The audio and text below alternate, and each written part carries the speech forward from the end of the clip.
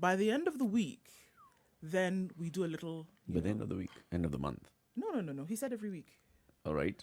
By every week. So that at the end of the month, you construct a phrase. He would like to be tested at the end of the month. So at the end of the week, you give me a phrase. Yes. So you're learning, every week you learn a word. So by the end of the month, you give us a phrase. At the end of with the those week, I words. will know one word. Right. So at the end of the month, you will say a thing to me in a sentence with the 4 words that I you can have do learned. even now. Can do. Go. Inside the cloth. Abijare inside the clothes. Yes. Omo. You have failed. You have failed. You have to do repeat. Do you know the interesting thing about languages? You know what we call slang? If you look at the development of it and how it is, it's usually an effective and useful and needful communication tool. Yeah. Someone looks at what is available and it doesn't quite serve their need. No. So they decide, let's use this skill and this ability that we have to create something that resonates with us. And that's why it's so specific. But you give it time, and if you give enough people time to actually learn it, It expands. then you hear the word pigeon coming in. Okay? Which some people argue, well, it's a form of English. No, it isn't. It's English now. No. It's a derivative of English. Actually, because if you look at the word, split the words together. Pigeon is pigeon. It's words that were broken. It's broken English, which is Actually, that's really what I'm getting at. It isn't. Yeah. Okay. It isn't. It's just a language. The point It's a mix and match because in pidgin you'll find all you'll languages find are mix and match. right. This is what You'll we're getting find- at. Yeah, Yes. you'll find Yoruba words in there. You'll find English words. You'll find Hausa words. You'll find Igbo words. Like Oga, we use Oga all the time. It's a Yoruba word for boss. So it's not a derivative of English. What it was essentially, the original pidgin was English. That was the words were chopped up because they couldn't really understand what Oyibo was saying, right? So they split up the words, and then as time went on, they added more and more and more to it. There's something interesting here. If you want to talk about derivative of English, the statement needs to be entirely in English, but if you're a native speaker of certain language, then you'll understand what the person is saying. Yeah. Okay. Like if someone, I'll give an example, okay? I was finding you, but then again, I was not finding you. Yeah. Good Lord, what is that? And then I didn't find And you. but Eric has got it completely. What it means is, to try and, but listen, you can figure out Nduh. I was looking for you, but I didn't find you. Precisely. There you go. Yeah. Yes. That's now, every word, every syllable is in English. However, and then our tendency to attach the elongation of a word to distance. Then I went. I said, okay. All right, you went. Okay. Depending on how the way goes. Then you even further. Yes, exactly. Now that is a derivative. Or you repeat. Oh, you You repeat. go, you go. Then you go. Okay, je comprends, monsieur. Yeah? Je comprends. I understand. You have got it. Kabisa. Wait. Okay. See? Okay. We. So, can we now look at COVID-19 in numbers around the world? Fellow Kenyans was in Parliament yesterday. Anyway, who Fellow gave Kenyans the... was in Parliament yesterday and didn't tell us a thing. Anyway, moving on. It's being touted that the numbers in Kenya are dropping. Well, from what we've seen Which numbers? of positive cases, from what we've seen, that fewer cases than what we had been seeing over the last couple of weeks. So 245 new cases announced, bringing the total to 30,365. How many tests? That's the thing. So now the tests are still at 394,566. Now this 245 was taken from a sample size of 2,433. So the sample size has decreased, which obviously would mean that this is now an explanation as to why the positive cases have decreased as well.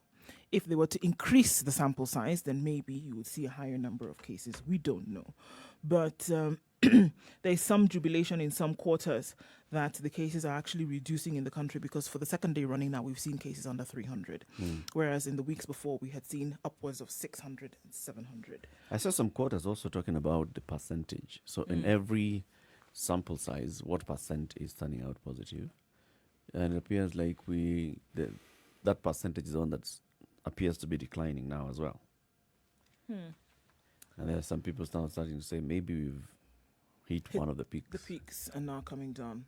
It's on the same day that we saw a strain coming out of Malaysia, which is said, with a report that there's a strain coming out of Malaysia, which is said to be 10 times more infectious than what has previously been reported. That is still being looked into, and I'm sure we'll get more details of that as we go along, if it actually is the case. All right. So around the world, COVID cases have now... What is it? You know, no, let her continue. What I want to say can wait. It can? Yes, it can. Okay, you were having a profound moment there. No, I was just thinking of the 10 times, and I was thinking 10 times, how on earth do you arrive at 10? Yeah, that's the thing. The research is still being done. That's why I said... How do you arrive at 10? Even 2 or 3 or 4? We need to wait and see how they came. Yeah, it's not twice as bad. It's not 3 times as bad. It's how 10 do we times even know as it's a bad. strain? How do we know it's just not some other new disease? Or how do we know that it's not several different symptoms presenting themselves for the same virus? We don't know that. No, we don't. Okay. So around the world now, 22,049,426 is the tally now. And yes, still looking at the United States as the highest number. South Africa, yes, still noticing some cases here, but not as high as they were before, with 589,886 cases. South Africa still at 6th in the world. India's cases still continue to rise, very easily reaching 3 million before the week is over. And Brazil is at 3.3 million. And we continue to see this. We saw that yesterday the parliamentary elections in New Zealand now have been postponed for at least 1 month from when they were supposed to be, because of the coronavirus situation in the country. And the Prime Minister has said this is the only way that we'll be able to deal with that, by postponing these parliamentary elections. Because they still continue to see cases of community transmission in the country. So yeah, the numbers continue to rise around the world. Certain countries dealing with it differently. Nigeria had said they were going to open the airspace in October. We saw an announcement yesterday that they will open airspace this week. And so let's see how that goes. Of course, with the supposed measures that they will put in place to make sure that everybody's safe while they fly. What's the situation looking like in Nigeria? Well, I mean, the cases, still epicenters shifting. The initial epicenter was in Lagos, and then the states of the southwest. But then now has moved up north, and then Plateau States, just specifically, is where the new epicenter is. 49,485 cases in Nigeria, with just under 1,000 deaths at 977. Looking at a population of 200 million people, the tests per population quite paltry at 1,705. Total tests not far from Kenya, with 4 times the population. Nigeria has only done 352,625 tests officially. And the story there is? The story is there that... You can't find these testing kits, right? I have other things to do, Jerry. We're talking about South candidate for 2023. We don't have time. We have to talk issues, about COVID, other things to please. deal with. We'll deal with But it. what are the people saying on the ground in Nigeria? The people in Nigeria will have continued to say that we can't let this thing stop. We have things to do. Business must go on. As it is, it was already bad. Everybody who even has wherewithal to get along with their lives needs something else to do. You can't tell us to stay home. We need to continue. And it's always been that way. From the very beginning, when COVID first made its debut in Nigeria, the people of Nigeria have been saying, look, you can't keep us at home. As it is, we need to go and scrounge. Then you're going to keep us home when the situation is bad? No, it's not going to happen. So in certain states, there have been lockdowns. In other states, COVID is your story. Just deal with it. You are not even going to talk about it. Well, what's also making headlines around the world is a new saliva test. No poking your gullet or your nose Eh? Yes, Fantastic. the That thing's terrible. FDA has actually approved something they're calling Saliva Direct. You can actually now have COVID tested just with your saliva. It doesn't require fancy equipment. So they just swab your mouth or Yes, you spit reagents. into No, something? you spit into something and test it. 4 hours later, the results are out. And it's a PCR test. Yes, and they're saying that this test has one advantage. All this equipment that you require with that test is not required. Yeah. You just require certain reagents, and they're saying that in the course of the month, they'll make it available to hospitals in the US. Okay. But they aren't the only ones. Other people are also coming up with their idea. So it makes it cheaper. Infinitely cheaper. The equipment surrounding the tests that we currently have don't exist with saliva. You just require reagents in that container, and then you require your saliva. And then they put it through some equipment to determine whether your saliva meets the threshold for being COVID positive or COVID not. positive. Yes. And that's it. That's 4 it. hours, the results are out. Yes. Which tells you that there may be other people who are working on solutions that could Yeah. even be 2 hours. Yep. Now, this is that same story of when you've had a disease with you for some time, all manner of innovations will come up, even as we get to understand it. To the point where we're going to get to a point where you can actually test COVID at home by yourself. Yeah. Just do this. Yes. All And people this. have not been doing that already.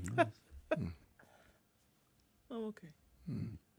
That You one. know that you do with malaria. Any malaria. Ni malaria. Yes. Kweli, ni malaria. Just Yeah. touch yourself. Yeah, it's malaria. And you know. Okay. So we will continue, of course, tracking the numbers, COVID-19 in numbers throughout the world and what's happening, what governments are doing in response to this, what the World Health Organization is saying as well.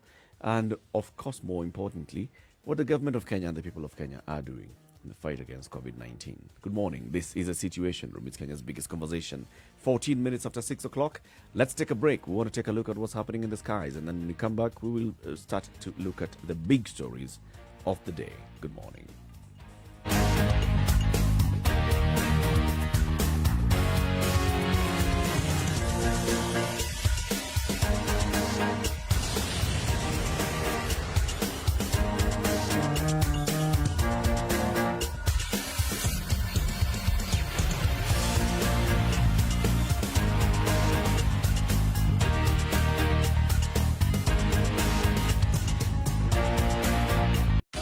.24/7 around the world, non-stop. This is Spice FM.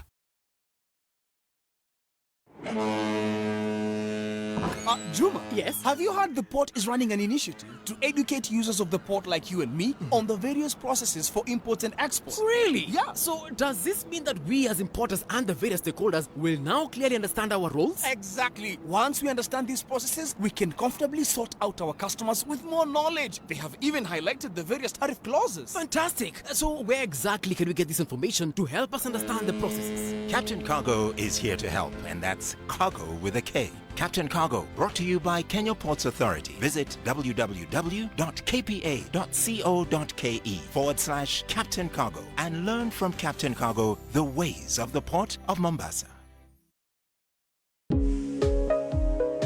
As the world changes, so do we. We adapt to our situations to bring out the best in us. This is why the Standard Group and Oxford University Press East Africa have partnered to bring you Tutor Soma Online. For just 10 shillings, you have unlimited access to the reputable source of revision materials conveniently. All you have to do is log into tutorsoma.standardmedia.co.ke and make the most of the time for all students, including candidates for both primary and secondary schools. So, as we stay home, we keep dreams of future successes alive while making homeschooling an achievable reality together, effectively. Tutor Soma Online. Log All right, in this to Tuesday success. morning, we're looking at mostly cloudy conditions in Nairobi at 13 degrees. It's going to take us up to a high of 24 today. In Njeri, 14 degrees and cloudy this morning. Highs of 22 and lows of 13. And a chance of rain for later. Nakuru is mostly cloudy at 13 as well. Chances of rain, high, it's the forecast. Highs of 23 and lows of 12. Eldoret is mostly cloudy at 13 degrees. Thunderstorms are forecasted for later with highs of 19 and lows of 12. It's 20 degrees and mostly cloudy in Kisumu. The weatherman says that there will be rain there later with highs of 27 and lows of 19. It's mostly cloudy at 17 in Kakamega, opening up the skies into thunderstorms later with highs of 24 and lows of 15. It's mostly cloudy in Malindi at 24 degrees, highs of 27 and lows of 23 today. In Mombasa, it's mostly cloudy, highs of 28 and lows of 23. Taking a look then into Kakamega, it's mostly cloudy at 17 degrees, highs of 24 and lows of 16, with thunderstorms forecasted for later in the day. Let's take a look out of Kenya into Kampala, where it's mostly cloudy at 19 degrees, highs of 27 and lows of 18. And in Dar es Salaam, it's cloudy today at 23. Skies will open shortly to showers with highs of 28 and lows of 21. Johannesburg is chilly this morning at 9 degrees and overcast. It's going to be one rainy day in many days of summer. Highs of 16 and lows of -1 today. Lagos, clear skies at 24 degrees. It'll change later, though, to rainy conditions with highs of 30 and lows of 23. Let's take a look into Paris, where it's clear skies at 17 degrees, highs of 27 and lows of 17. And in London at 17 degrees as well. It'll be a rainy day today with highs of 23 and lows of 16. It's Monday night in New York at 21 degrees. When they wake up, we'll go to a high of 27 and lows of 20.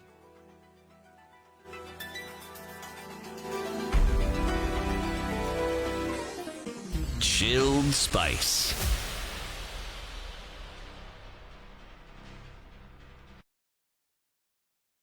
Mature, intelligent talk every morning. Spice up yourself.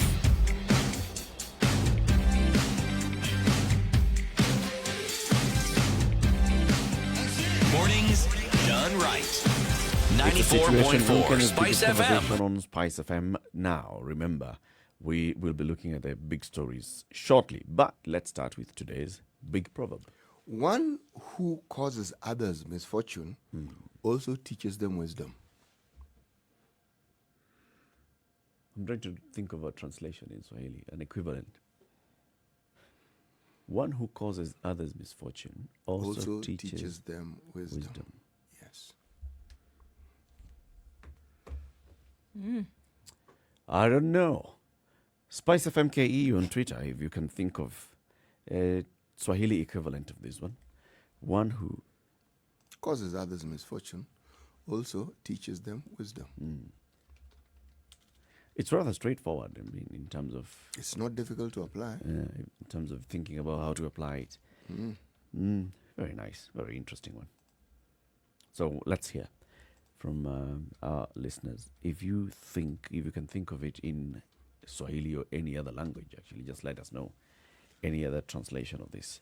Let's look at the big headlines today. Start. Okay.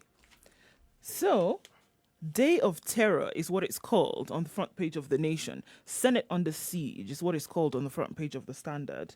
High drama, the gangland style arrest and ejection from Nairobi of 3 senators opposed to the government-backed proposal on revenue sharing was an open means to a secret end, to bar them from attending a special house sitting and ensure the preferred formula is adopted. But the plan flopped after the leaders outsmarted the government. So it's already being said that the arrest of these 3 gentlemen was to stop them from voting on the floor of the Senate House. And apparently this plan did not work. The high drama that characterized the ejection from Nairobi of 3 senators opposed to government-backed county revenue sharing formula was an open means to a secret end, according to what the Nation can reveal. In what was depicted, the shackles of doom chronicles, sources say, Senators Cleopas Malala, Christopher Langat, and Steve Lelegwe were barred from attending the Senate special sitting to ensure a proposal by nominated Senator Petronila Wera sails through, only to flop at the 11th hour. Favoured by both the national and county governments, Ms. Wera's amendment to the House Finance Committee report seeks to retain the second-generation formula in sharing the 316.5 billion shillings this year, as it proposes to increase the county revenue share to 348 billion. Now, senators allied to President Kenyatta last Tuesday pushed hard and had Ms. Wera's proposal debated, even though it had been approved the same day. It leapfrogged at least 8 other amendments that have been on the floor for as long as 8 weeks. However, in an ironic twist, the arrest of Mr. Malala, Dr. Langat, and Dr. Lelegwe backfired badly as it failed to achieve its intended purpose. The arrests were condemned by politicians on the floor of the House and outside. So, according to this report, the arrest of these three gentlemen was to stop them from debating on the floor of the House, or at least voting. And it did. And it did. It stopped them from doing this. So the two have been put together as what you saw in terms of being an arrest and what you saw playing out on the floor of the Senate yesterday was a mightily choreographed scheme for what happened to actually happen. And fortunately, it didn't work. Now, What were the three being arrested for? What are the charges? Because when you're arrested, there must be a charge. What were they different being things. charged for? Different things. Everybody has their own misdemeanor. Yeah, there was a swearing of oaths by 200 Kipsigis elders to kill Maasais. Okay. That was one That's charge. one, all right, fine, Okay. fine. What was the other one? So that one, I think we can attach that to Dr. Langat. Yeah. Yes. Okay. So Okay. Fine. Now, if we go, I can't remember what the other two were. There's no one there who has an issue with child support. Could be one of the things, eh? Oh, you need to pull something out of a hat. At Well, some point, I mean, don't you? these are the We'll look at the remaining reasons as to why.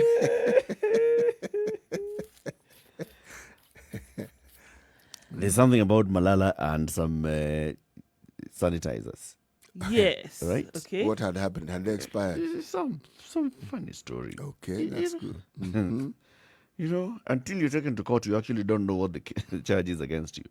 Okay, was any of them driving on the wrong side of the road? No. Okay, so Mr. Dr. Lengwe was arrested while on his way to his house, and by 1 p.m. he was being escorted to Samburu for questioning. He confirmed his arrest, adding that he had been summoned by Samburu, the place, the the Samburu. geographical location which he represents. Yeah, even Yeah. Malala was taken to Bomet. No, him Malala as- Kakamega. Sorry, Malala. Langat was- Langat was taken to Bomet, Yes. right, yesterday. So he confirmed his arrest, adding that he had been summoned by DCI officers in Marilao to answer questions on escalating insecurities in Samburu North. There you go. That was that charge. Right. Right? Malala and the sanitizers. Malala is said to have been driven to Mumias for questioning on several claims, including flouting COVID-19 pandemic rules. So everybody had a reason as to why they were being taken away. And it was interesting because the whole rat race started, around 11 o'clock in the morning after a whole night of refusing to be arrested, okay? And now police now at their doors. The reasons why they would not be arrested at night is because they said, look, it's the middle of the night. Whatever it is that I have done, you can't come and get me in the morning. So it was a back and forth, And then when they finally got them, it was like, we're taking you either to Embakasi or we're taking you to Kilimani. And then the rat race continued, and suddenly they were going to DCI. And then after DCI, they were then going to their respective counties. So it was... So it was your area police station. We assume that from the your- respective counties were the scene of the crime. Yes, Okay. this was the scene of the crime because, my goodness, we can't charge you in a place where you didn't commit the crime. course. So we must take you to your county Yeah. where these things that you're being accused of actually took place. Yep. How long does it take from Nairobi to Samburu? Well, it took a very short time yesterday, apparently, because before the end of the day, they were there and charged, so it was done. Or at least Go the all questions the way, were asked. Archer's Post, turn left. Boom. Somebody, and then people tried to follow. So They made a round the bold attempt. Their colleagues. Elias is not round the corner. No. Bomet is not round the corner. And none of these guys is being arrested in Ati or Kilimani. No, home. Embakasi, Kitengela. Kitengela. You heard Senator Murkomen talk about how he went all the way to Kitengela to try and find out what was happening to his comrade. They tried to follow, but unfortunately, they were blocked on the road. What I witnessed, if I'm to go by the clips I saw, was some very emotionally charged. Oh, Murkomen Speeches, he gave it a good effort yesterday. In the Senate. It was fantastic. No, it was good. Yeah, I tipped my hat. And that one. Yes, it was lovely. There's something, anyway, we're going to be discussing this in greater detail later on. Yeah. So let me shelve what I wanted to say. Okay, but just so you know, right? All of the events that we saw taking place yesterday was a bid to stop these three gentlemen from voting on the Senate. Does it remind you of that TV series 24? Yes. I was waiting for somebody to cue the music, but all right. Yes. yes. It just reminded me of John Mishuki. John Mishuki once said, the government can pull out your teeth one by one and then tell you to go and report. Go and report. Yes, to the government. And the same John Muchuki said, if you rattle a snake, Yep. okay, Be prepared yes. to be bitten by it. All right, so let's look at other stories, other headlines today. Kagwe defends KEMSA over supply of 300 million shillings free masks. So the CS, fellow Kenyans, Mr. Mutahi Kagwe, went to Parliament yesterday and he appeared before the Parliamentary Committee on Health. And of course, the questions were surrounding KEMSA, procurement in KEMSA, and the management of the COVID-19 funds. And he was put on the spot by the National Assembly Health Committee. Over 300 million shillings allocated for purchase of masks for the vulnerable. It emerged that no mask has been distributed to the group, despite the money being disbursed to the Kenya Medical Supplies Authority, KEMSA, in the last financial year for procurement for the items.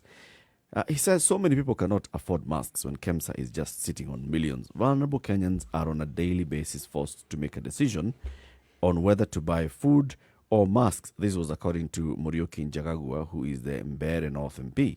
But Kagwe said procurement of these reusable masks is ongoing and will soon be distributed to the vulnerable. And he said the ministry has received 300 million shillings and the funds were transferred to KEMSA and procurement of the masks is ongoing. Distribution of the reusable masks shall be undertaken through the national government using county commissioners. That is a small part of a big story. The 300 million shilling, what's that? Nothing. Is that what people are using to? How people are using to? Yeah, I mean, really. I mean, is that the reason why this man was appearing Well, before in the the, Senate? in the Star, the CS is also quoted as saying that reports from media are not part of the proceedings in the House. Okay, this is, of course, when after he had dismissed the claims that 19 billion can't be accounted for. He said these are theories and innuendos, and they're just fiction.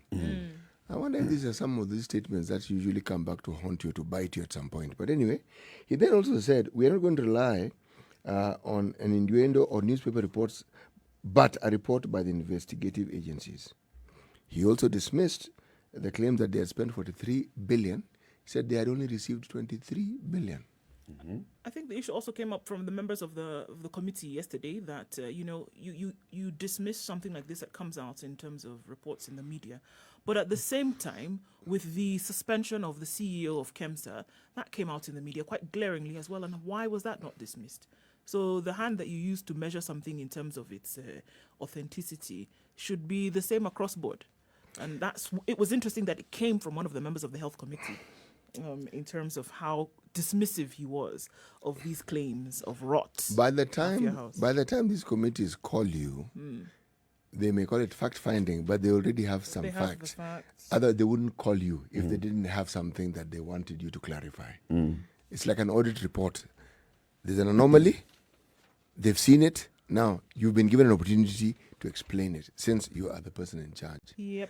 Yes. Let's just hope that some of these statements, again, as I said, aren't the sort of statements that later come back to bite you or haunt you for that matter. Yes.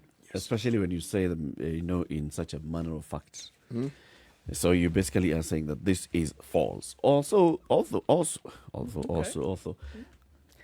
he said that this reports that the Jackma donations were stolen and sold in Tanzania. He said, come on. No. How can things surely? be so Yeah. Why would they be needed in Tanzania? There's no COVID in Tanzania. Yeah, these are just fiction and innuendos anyway. There's a lot that comes out in the media. And later, although after he left Parliament, he posted a statement on his Facebook page. And he said, first of all, I want to acknowledge the story that was done by Dennis Okari of NTV. Although, of course, issues have emerged about one of the people who are the main characters in that story, and the credibility of that witness has been put to question. But the fact of the matter is that the story has raised many issues, and that now tells you, fellow Kenyans, of the kind of issues that I'm dealing with in this Afia house. He twisted it around and said, this is what I'm telling you guys. I'm fighting this kind of wars, right? That's why I'm really fighting hard. However, he has not said. Well, he has transferred a number of officers. He has instituted a purge. Remember, he came in and transferred a number of officers from the Ministry of Health and organized that they be transferred to other departments. And that's what he says, trying just to rejig operations there in the Ministry of Health. It's 28 minutes to 7. Let's take a look at what's happening on the roads, and then we come back and continue looking at other big stories. Good morning.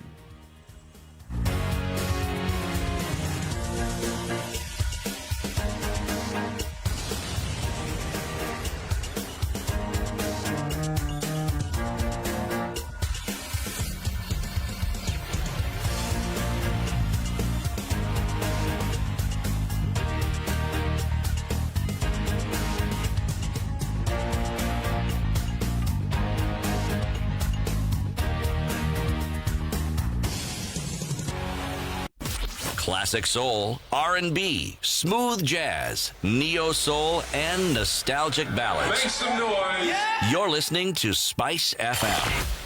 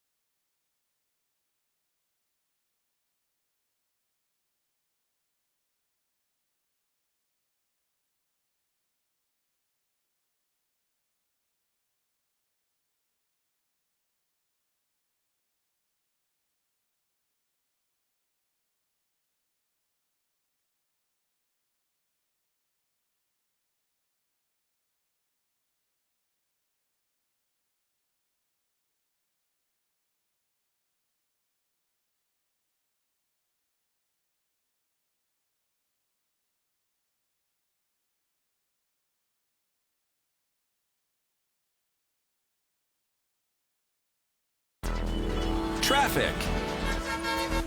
And there's not much of it this morning, at least where we're looking for now. Coming off Mombasa Road as well as Thika Road today, if we want to look at both sides coming in those directions, it's not too crazy just yet. It's looking good along Kangunda Road leading to Outer Ring. Traffic at a glance, it's not bumper to bumper just yet. Everybody's able to go where they're going without too much of a headache.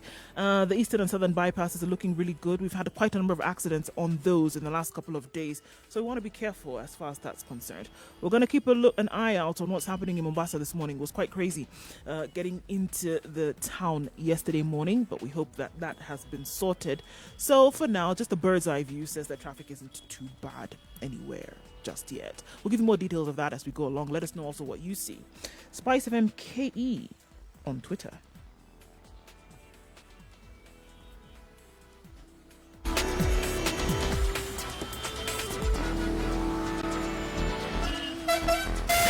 Spice FM, Malindi.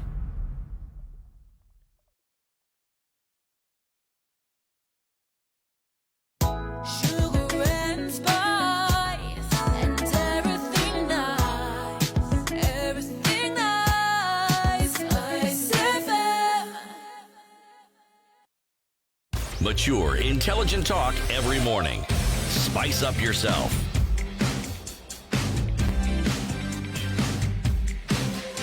The big stories of the day with Eric Latiff. Mornings Nduh Okoh, done right. Muga. CT, what interesting story do you have? Well, I'm just, again, dovetailing on the story about the visit of the CS yesterday and to the August House and some of the comments that he made. But there's something even more interesting that is happening. Mm-hmm. According to a report on page 3 of the Standard, the Ministry of Health is seeking to establish something called the Kenya Center for Disease Control, KCDC. Yep. And what essentially they're doing is they're going to be removing key functions that KEMRI already has to this new structure, and they're going to put up a new building for it. New. Building. Yeah, building, as in put up from scratch, put up a structure from scratch. Okay. Now, what is also not clear about this matter was that what we're now calling KCDC was originally supposed to be called National Public Health Institute. Now, not very long ago, the same ministry spent 900 million shillings in putting up a structure within Kenyatta to house this particular building. So essentially what they're saying is, if this report is to be believed in its entirety, that with certain functions, Kemri currently, by the way, takes and runs 70% of the tests that we have for COVID. All right. And yet, this funding we keep talking about that institutions receive, Kemri is yet to receive, even as we're talking now. Okay? So, we are planning, we have an institution that can do these things. We are planning to put up a new structure. We already have a new structure that was supposed to actually house this very institution. We've now changed it. What was National Public Institute is now going to be called KCDC. All right. So, you want to ask yourself, where is the logic behind this? I think you'd be hard-pressed to find it. In change of name or in change of what? Because it clearly shows Shifting that since that 2015, the plan was to build something like this that will deal with whether it's disease control or public health, whatever.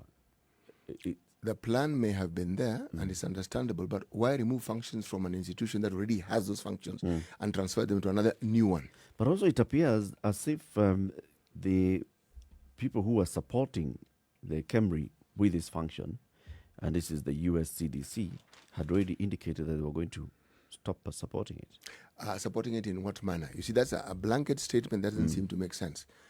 Please understand that one of the ways in which A CDC Kenya spokesperson told the Standard in an email that some of the CDC Kenya programs will move to the US Embassy in 2021 or 2022. But that happens all the time, Chief. It's not as though they're reporting as though it's a new thing.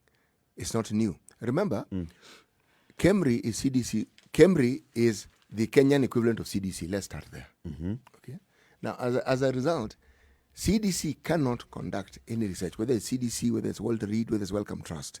They cannot conduct any research on human beings in this country without going through or working in collaboration with the one body created by Parliament to do precisely this, and that's Kemri. Okay. So, when they say functions are removed, what often happens with the funding over a period of time is that when they scale down funding, okay, what often happens is some of the functions simply disappear because you no longer need the funding for it has ceased. We saw the case with the blood, with blood donation in the country. Yeah.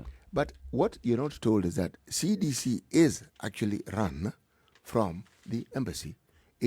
When you're employed by CDC, you are an employee of the US government. It's the US government. Yes. You're not an employee of Kenya. No. Yes. Now, the Kemri CDC Center, which is actually based in Kisumu, for the longest time was actually just considered a CDC center. But in the spirit of this collaboration, it then became Kemri CDC to mirror and to reflect this collaborative effort that is there. Okay. So now, unless someone is telling me that CDC is going to be collaborating with this new institution that is being put up. So CDC is an American institution. It is an American institution. All right. 100%. And now Kenya wants to set up its own with the help of the World Bank. This its is what own this is CDC. what is being repeated here. But then Right. we already have a CDC called Kemri. The very, very function that CDC All has these in things America. that they are, Yes. Kemri can and take many up. would argue that Yes. potential for Kemri actually in this country has actually not been seen to its end. So why now bring in something new where you already have one functioning and that you could actually exploit even much more than has already been done in the country, and that's not being done. One side of the argument is what that is. Yeah, why create another institution? Well, you could basically You've just built support this You could institution. buff could- up this one and make sure that it's giving you Actually, stellar results. even without the support of the US. So now Yeah. you become self-reliant by being We could be. internally We funded. could be. If apart from just paying salaries, which is what the government does, yet Kemri has, should we say, in terms of employees, it has two categories. What you call Kemri projects. Now, those are people who work in projects that go through Kemri, Yeah, where the funding actually is channeled through Kemri. yeah. And there's Kemri Main. Kemri Main are the people who are paid by the Exchequer. Now, what you'll find is that Kemri project employees are more, Than the main. probably 4 times more than the main. All right? It tells you the importance of the collaborative efforts that Kemri has made over the years. Now, if you look at the various centers of Kemri, 11, I believe, each of these centers try to focus on a certain area of disease to the point where there's even a center within Kemri that deals with traditional medicine. Now, most people don't even know this. If you talk about clinical trials, if you're talking about any kind of disease known to man, why do you think, for instance, the Center for Virology Research in Kemri, Zanu, has been dealing with this? Because Kemri was ready. Kemri has been dealing with viruses for the longest possible time. Yeah. Kemri And has the a capacity. Yes, it does. So tell me then, CT, because this story, if you look at it, there are very many other aspects that are coming in and out, in and out. It's quoting somebody called Abel Nyakyongora from the Health Ministry, saying that what was then envisioned as the national, what was it? The Kenya Center National for Disease Public, Control, right, or the National Public Health Institute, yes. NPHI, was part of an ongoing bilateral strategic dialogue between Kenya and the US, because NPHI was going to be an international project of the US CDC, which is in the process of establishing a chain of similar institutions across Africa and in other developing countries. Well, in that case, they are going to replicate something that in the US is called the National Institute of Health. National Institute of Health, one of the things it does, it actually funds research projects. That's one of the things that it does. Now, we don't even have a sizable budget that we can speak of in this country that is actually set aside by the government to promote research. When I say sizable, I think it's probably, is it 1% or is it 0.5%? Yes. Yeah.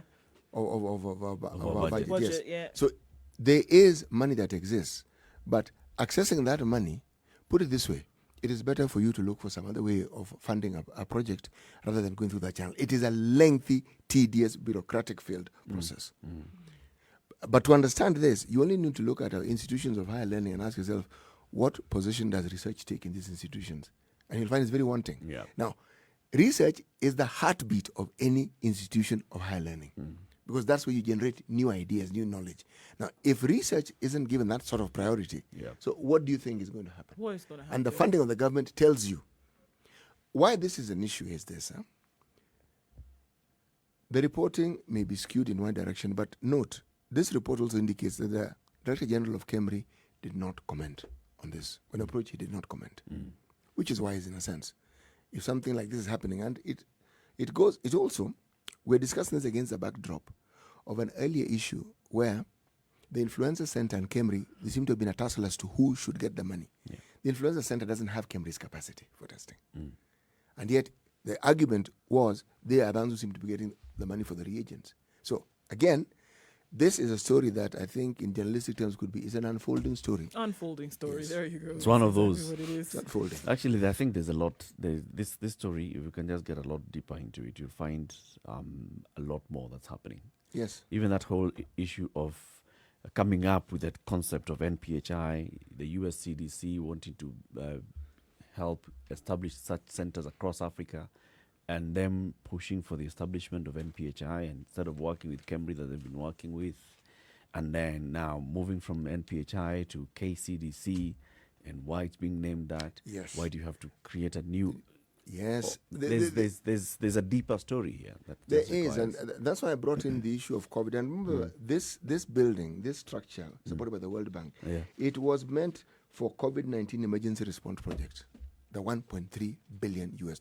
That's what it was meant for. Hey, okay. Anyway, it's 6:45. Let's take a look at.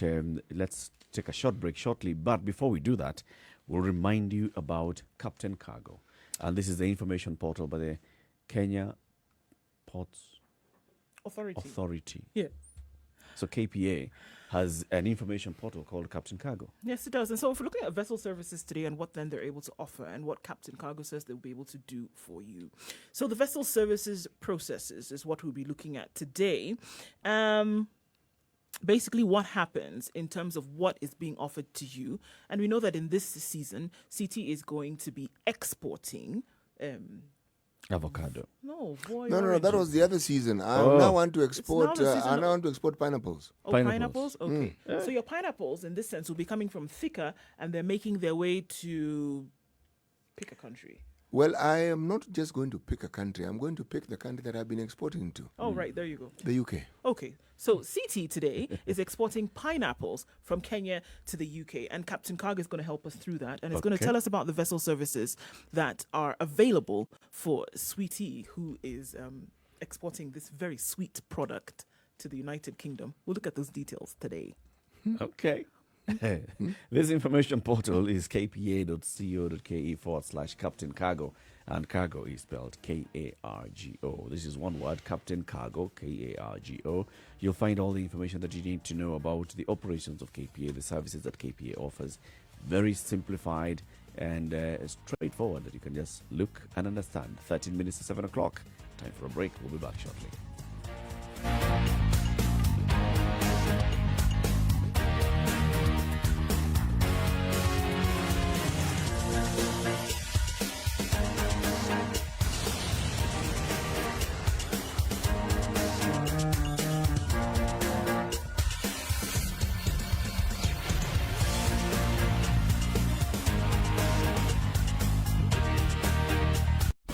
Classic soul, R&B, smooth jazz, neo soul, and nostalgic ballads. Make some noise.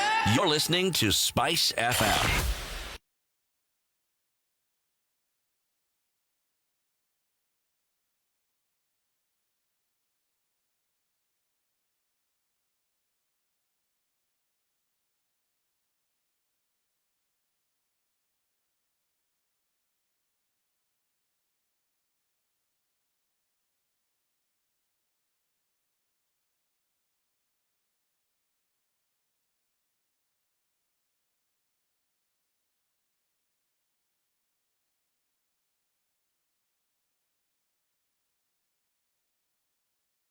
Mature, intelligent talk every morning.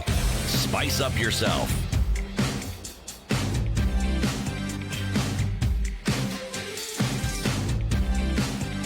Mornings done right. 94.4 Spice FM, Nairobi. I've got a short one here that we can just look at and then move on to something else. Remember the back and forth in Ford Kenya? Where at some point Ford Kenya did not have a leader because the leader had been removed and then there was a new leader. Then the leader removed And then the new leader. Yes. Now, that leader who had removed the other leader has been removed. There was the removal of the remover of the remover. Ford Kenya leadership dispute took a new turn after a meeting at the party's National Executive Committee led by Bungoma Senator Moses Wetangula expelled 3 legislators from the party. Those who were expelled are Kandui's Wafula Wamunyinyi, his Tongaren counterpart Eseli Simiu, and nominated ward rep Cynthia Mutere. The trio, however, downplayed the decision by the executive as a farce. Wetangula is fighting to maintain his grip on the Lion Party leadership following an attempted coup instigated by Eseli Simiu, who was then the Secretary General. Now, Eseli Simiu was removed from Secretary General, and now he has been removed from the party, according to what happened yesterday. This one will continue for some time. Oh, yes. Did they not go to the arbitrator of such matters? They went They to did. actually the political parties tribunal, and it was ruled in favor of Wetangula. They were told, you know what, you really cannot dismiss Wetangula. He is the bona fide leader of this party. And now, I think that's the strength that Wetangula is using to say, you came for me. My friend.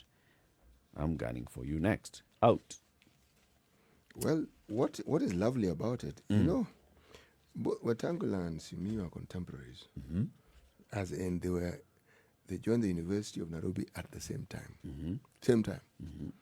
And the people who've known each other for that length of time, they both joined the University of Nairobi in 1978. The buddies. Well, they've known each other for a long time, but this is the thing about politics, clearly, interests diverged at some point. Yeah. And they diverged greatly. By the time you see such a tussle, it didn't begin yesterday. It's something that has grown and grown, and people have gotten to the point and they figured, you know something, let's take this head on. Yeah. Yeah, I mean, what's the biggie here?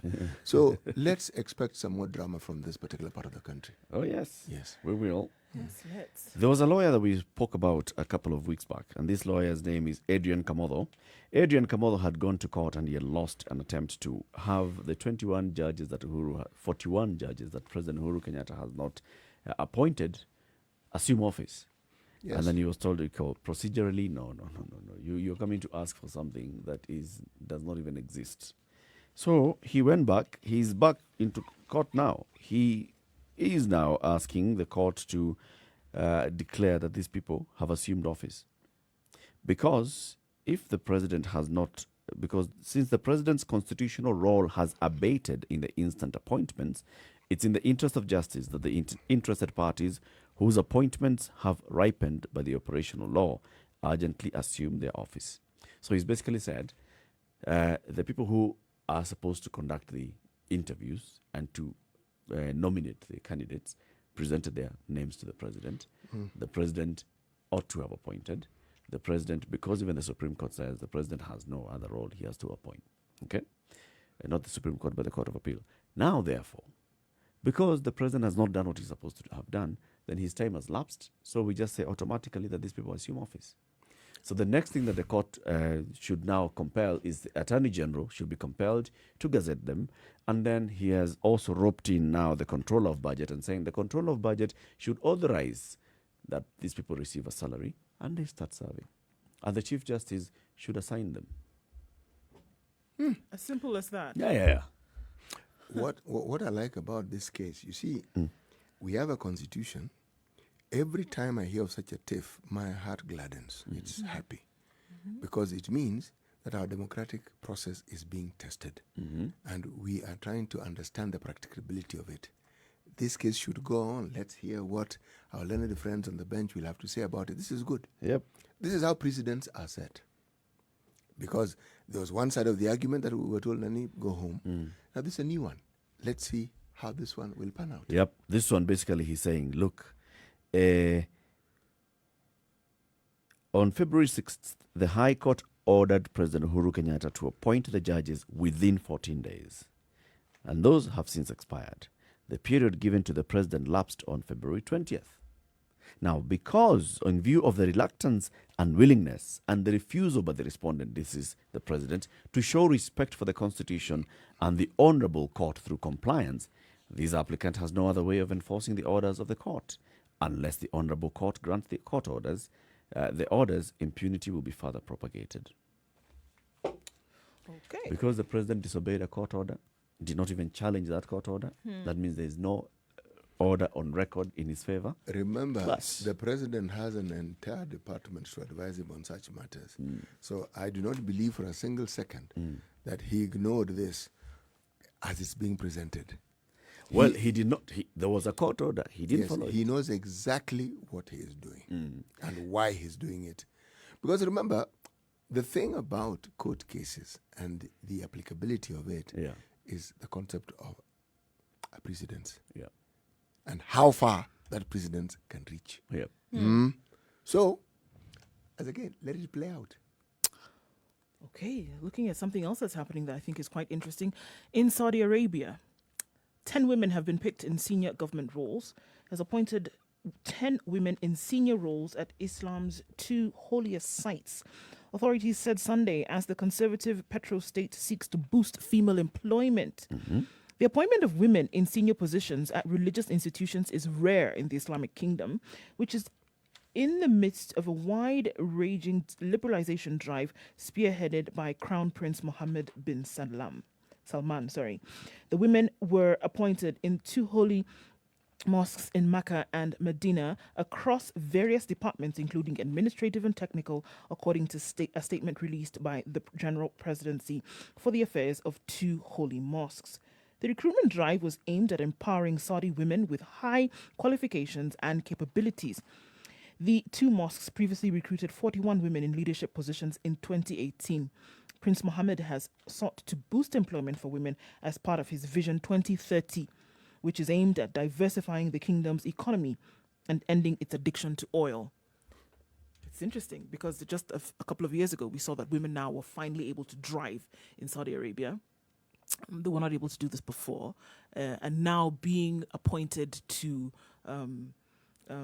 senior levels. Senior positions in holy sites is a big deal. It may sound like something so simple when we look at it here. It isn't simple. But it is not simple at all. No. Women were really literally seen and not heard.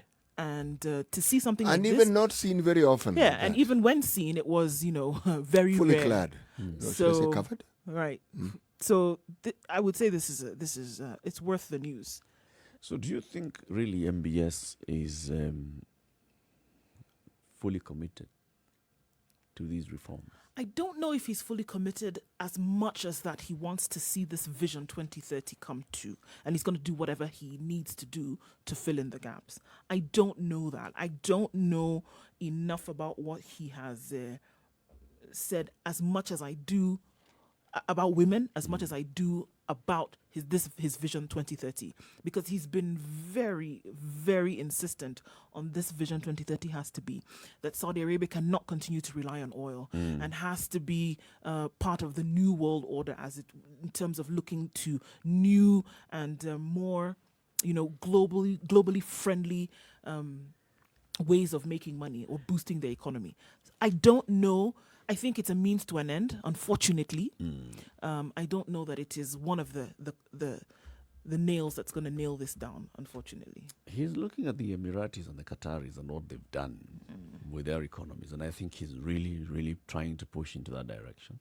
For sure. A diversified economy. Remember, they have been infinitely wealthier than their neighbors for the longest time. But look at how the visionary perspective of their the neighboring leaders have ensured that those countries of theirs have diversified completely to the point where, yes, they produce oil, but they don't necessarily have to depend on oil to survive. They're not heavily oil reliant. Not necessarily. And their entire push seems to be in that direction. Yeah. We've got this oil money. How do we ensure that this oil money takes us to the next level where we don't have to depend on oil? Yeah. So let's see how this one plays out for MBS. And it's also interesting to note that we are talking about the crown prince, not the king. He's the man who's running the country, right? Well, why is the king not running the country? Just taking a back He's a seat. ceremonial He's just leader. he's taken a back seat. Yes, Basically, he decided- yes. And has he really been very well? Not quite. But the truth of the matter is too. this. The truth of the matter is this. If you look at what's been happening in the Middle East, you have countries, specifically Saudi, who have been trying to just flex their muscles, political muscle, using the economic might across outside their borders. Yeah. You see their hand even on the continent of Africa. So they have a new dawn that is beckoning them. Let's see how it plays out. Let's see how it plays out. It's coming up to 7 o'clock. This is the Situation Room, Kenya's biggest conversation. Remember, we live stream every morning on Spice FM KE, Facebook, YouTube, and Twitter, as well as www.spicefm.co.ke. In the next hour, we want to take a look at what's happening in the construction industry in the country. So we'll be speaking with the head of the National Construction Authority, and also we'll be live on KTN Home. Good morning.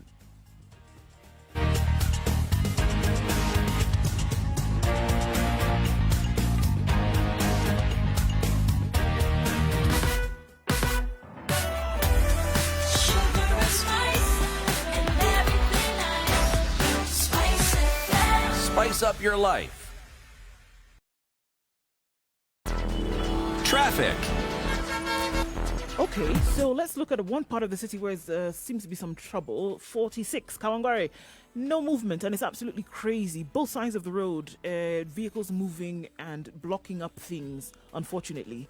The police are on site to try and work that out. Traffic police trying to sort that out. But it's affected traffic all the way down Gitanga Road. It has affected traffic then towards James Gishuru. And so that's going to spill over to Wayakiwe, whether you like it or not. And that's what we're already seeing playing out right now. Mombasa Road, though, from the SGR leading towards the JKIA turnoff, not so bad. It's a bumper-to-bumper situation just about now. Hopefully that'll open up in a short while. It's the normal traffic musings of a Tuesday morning. Coming into the city, however, from Westlands, it looks like it's okay for now. It won't be too bad right around the University Way roundabout. Uhuru Highway, however, coming off of Nyayo Stadium all the way through to Westlands is bumper to bumper, but it should be opened in not too long from now. We'll take a look at other parts of the country in a short while, but for now you should be fine. Let us know if you're not. Help yourself and others. Spice FM KE. That's how you can reach us on Twitter.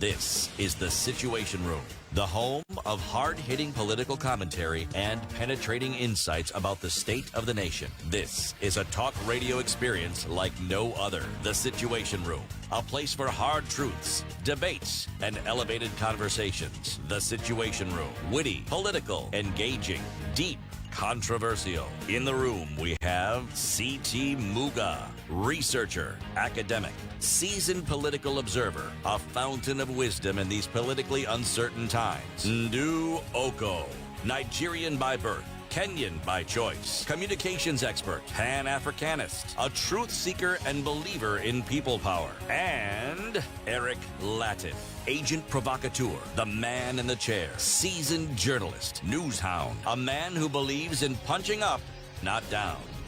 This is the Situation Room, minutes after the 7 only o'clock. way Thank you to very much start for your... tuning in to the Situation Room on Spice FM 94.4 Nairobi, Mombasa 87.9, 102.5 Kisumu, 96.0 Nakuru, 96.7 Eldoret, 90.9 in Njeri, Malindi 97.7, and also we are live now on KTN Home. We'd like to welcome our audience on KTN Home. A very good morning to you. We are also live streaming the show on www.spicefm.co.ke and Spice FM KE on YouTube, Facebook, and Twitter. Let's talk about the construction industry. So, in these times of COVID-19, of course, one of the things that we see is very many sectors have been affected by COVID-19. We also would expect, obviously, that the people who are hard hit immediately were people who work for daily wages, and many also work in the construction sector. So those ones have been affected. There's also the other thing of people who have already invested, for example, and you've started a construction or you're working on some project, and because of various factors on what's happening in these COVID times, that has also been impacted. And we'd like to understand really what's happening to this entire sector in COVID-19 times. Construction is not a small thing. It isn't. It's a big sector. And then also when it comes to talk about the safety of the buildings that have been put up across the country, and during this time of COVID-19, when we also have a reduction of movement and even operations by very many officers, we still see some buildings still coming up. Not some, many. So you'd like to ask yourself, is there proper enforcement of the regulations here? Is there proper monitoring of this? Are we ensuring that the standards are being maintained? So there are very many questions here that always keep coming up when it comes to construction. Well, I think the thing that probably comes to the fore with regards to some of the rogue developers who have put up buildings that collapse even before they have been inhabited. Some have been inhabited and then collapse. Is what do the agencies that are within the county government or the national government who are charged with ensuring the safety of such structures, because they exist, what do they do? Yeah. What have they been doing? And then there is the other question that I'm sure we'll be asking later. For the longest time, we had what we call a National Housing Corporation. The government seems, in its wisdom, understood that there was a need for the government to be directly involved in construction or the process of it. And a lot of the work seemed to have been in major towns. Now that we have devolution, what is its role and what is the role of probably other bodies that have come up since that are supposed to be involved in such, what is the national role of construction in the counties? Right. We'll be speaking to the Executive Director and the Registrar of Contractors at the National Construction Authority. His name is Engineer Maurice Akechi. He joins us on the line now. Good morning, Engineer Akechi. Good morning, Latiff, and good morning, everyone. Good morning, Kenya, for the opportunity. Welcome to the Situation Room, Engineer. Thank you so much for the opportunity, and I'm ready. Great. Now, let's start off from the very beginning with the National Construction Authority. We know that the National Construction Authority came up just a couple of years back, and it has very many roles. For example, your title is Registrar of Contractors as well as Executive Director of the National Construction Authority. Just give us a brief overview of what NCA is and what it does. Thank you. And once again, I want to greatly appreciate the opportunity you've given National Construction Authority, and so that the wananchi at large can be able to understand what we do, and we sensitize them and create awareness. I want to believe at the end of this show, there'll be great level of awareness to our listeners and the audience of the country at large, and what they need to do should they want to put up a structure. So National Construction Authority is a government agency created by an Act of Parliament, Act number 41 of 2011. So we've been in existence actively from around 2013, so about 7 years. And the main mandate why this institution was created by an Act of Parliament is to oversee the construction industry and coordinate its development. So that is the overall mandate. But if you look at what we do specifically, I'll not break them down the way they are in the Act, but I want to ensure that wananchi are able to understand what we do. We do three key things under our many functions. One of them is a regulatory mandate. And the regulatory mandate, we register contractors. Contractors are those who are engaged to undertake the business of construction, be it construction in building works, construction in road works, construction in electrical works, any type of construction you talk about, even dams or railway. So these are the people whom, for them to undertake that kind of business of construction, must get a license from National Construction Authority. And this is for both contractors who are locally within the country, and even those who come from outside as foreign contractors. They must get license from National Construction Authority for them to be able to undertake that business of construction. The other second regulatory mandate within that first pillar is basically accreditation of construction workers. This is where those who are now employed by the so-called contractors that I've mentioned up there get an accreditation license, meaning that they are qualified to do the work they're supposed to do as fundis, as you may know it. And this includes both accreditation of construction workers and site supervisors. So in a nutshell, they are supposed to get a license that gives them the mandate to act professionally or do professional jobs, whatever they do, whether they are plumbers or masons or electricians, and so on and so forth. And then we also register projects. This is a requirement by law where any developer, before commencement of any construction works, must bring their project for registration, apply for registration at National Construction Authority for purposes of getting a compliance certificate. Remember, compliance certificate means that they have complied with all the other regulatory requirements, including county approval, where that is required, including other approvals like either environmental body, and so on and so forth.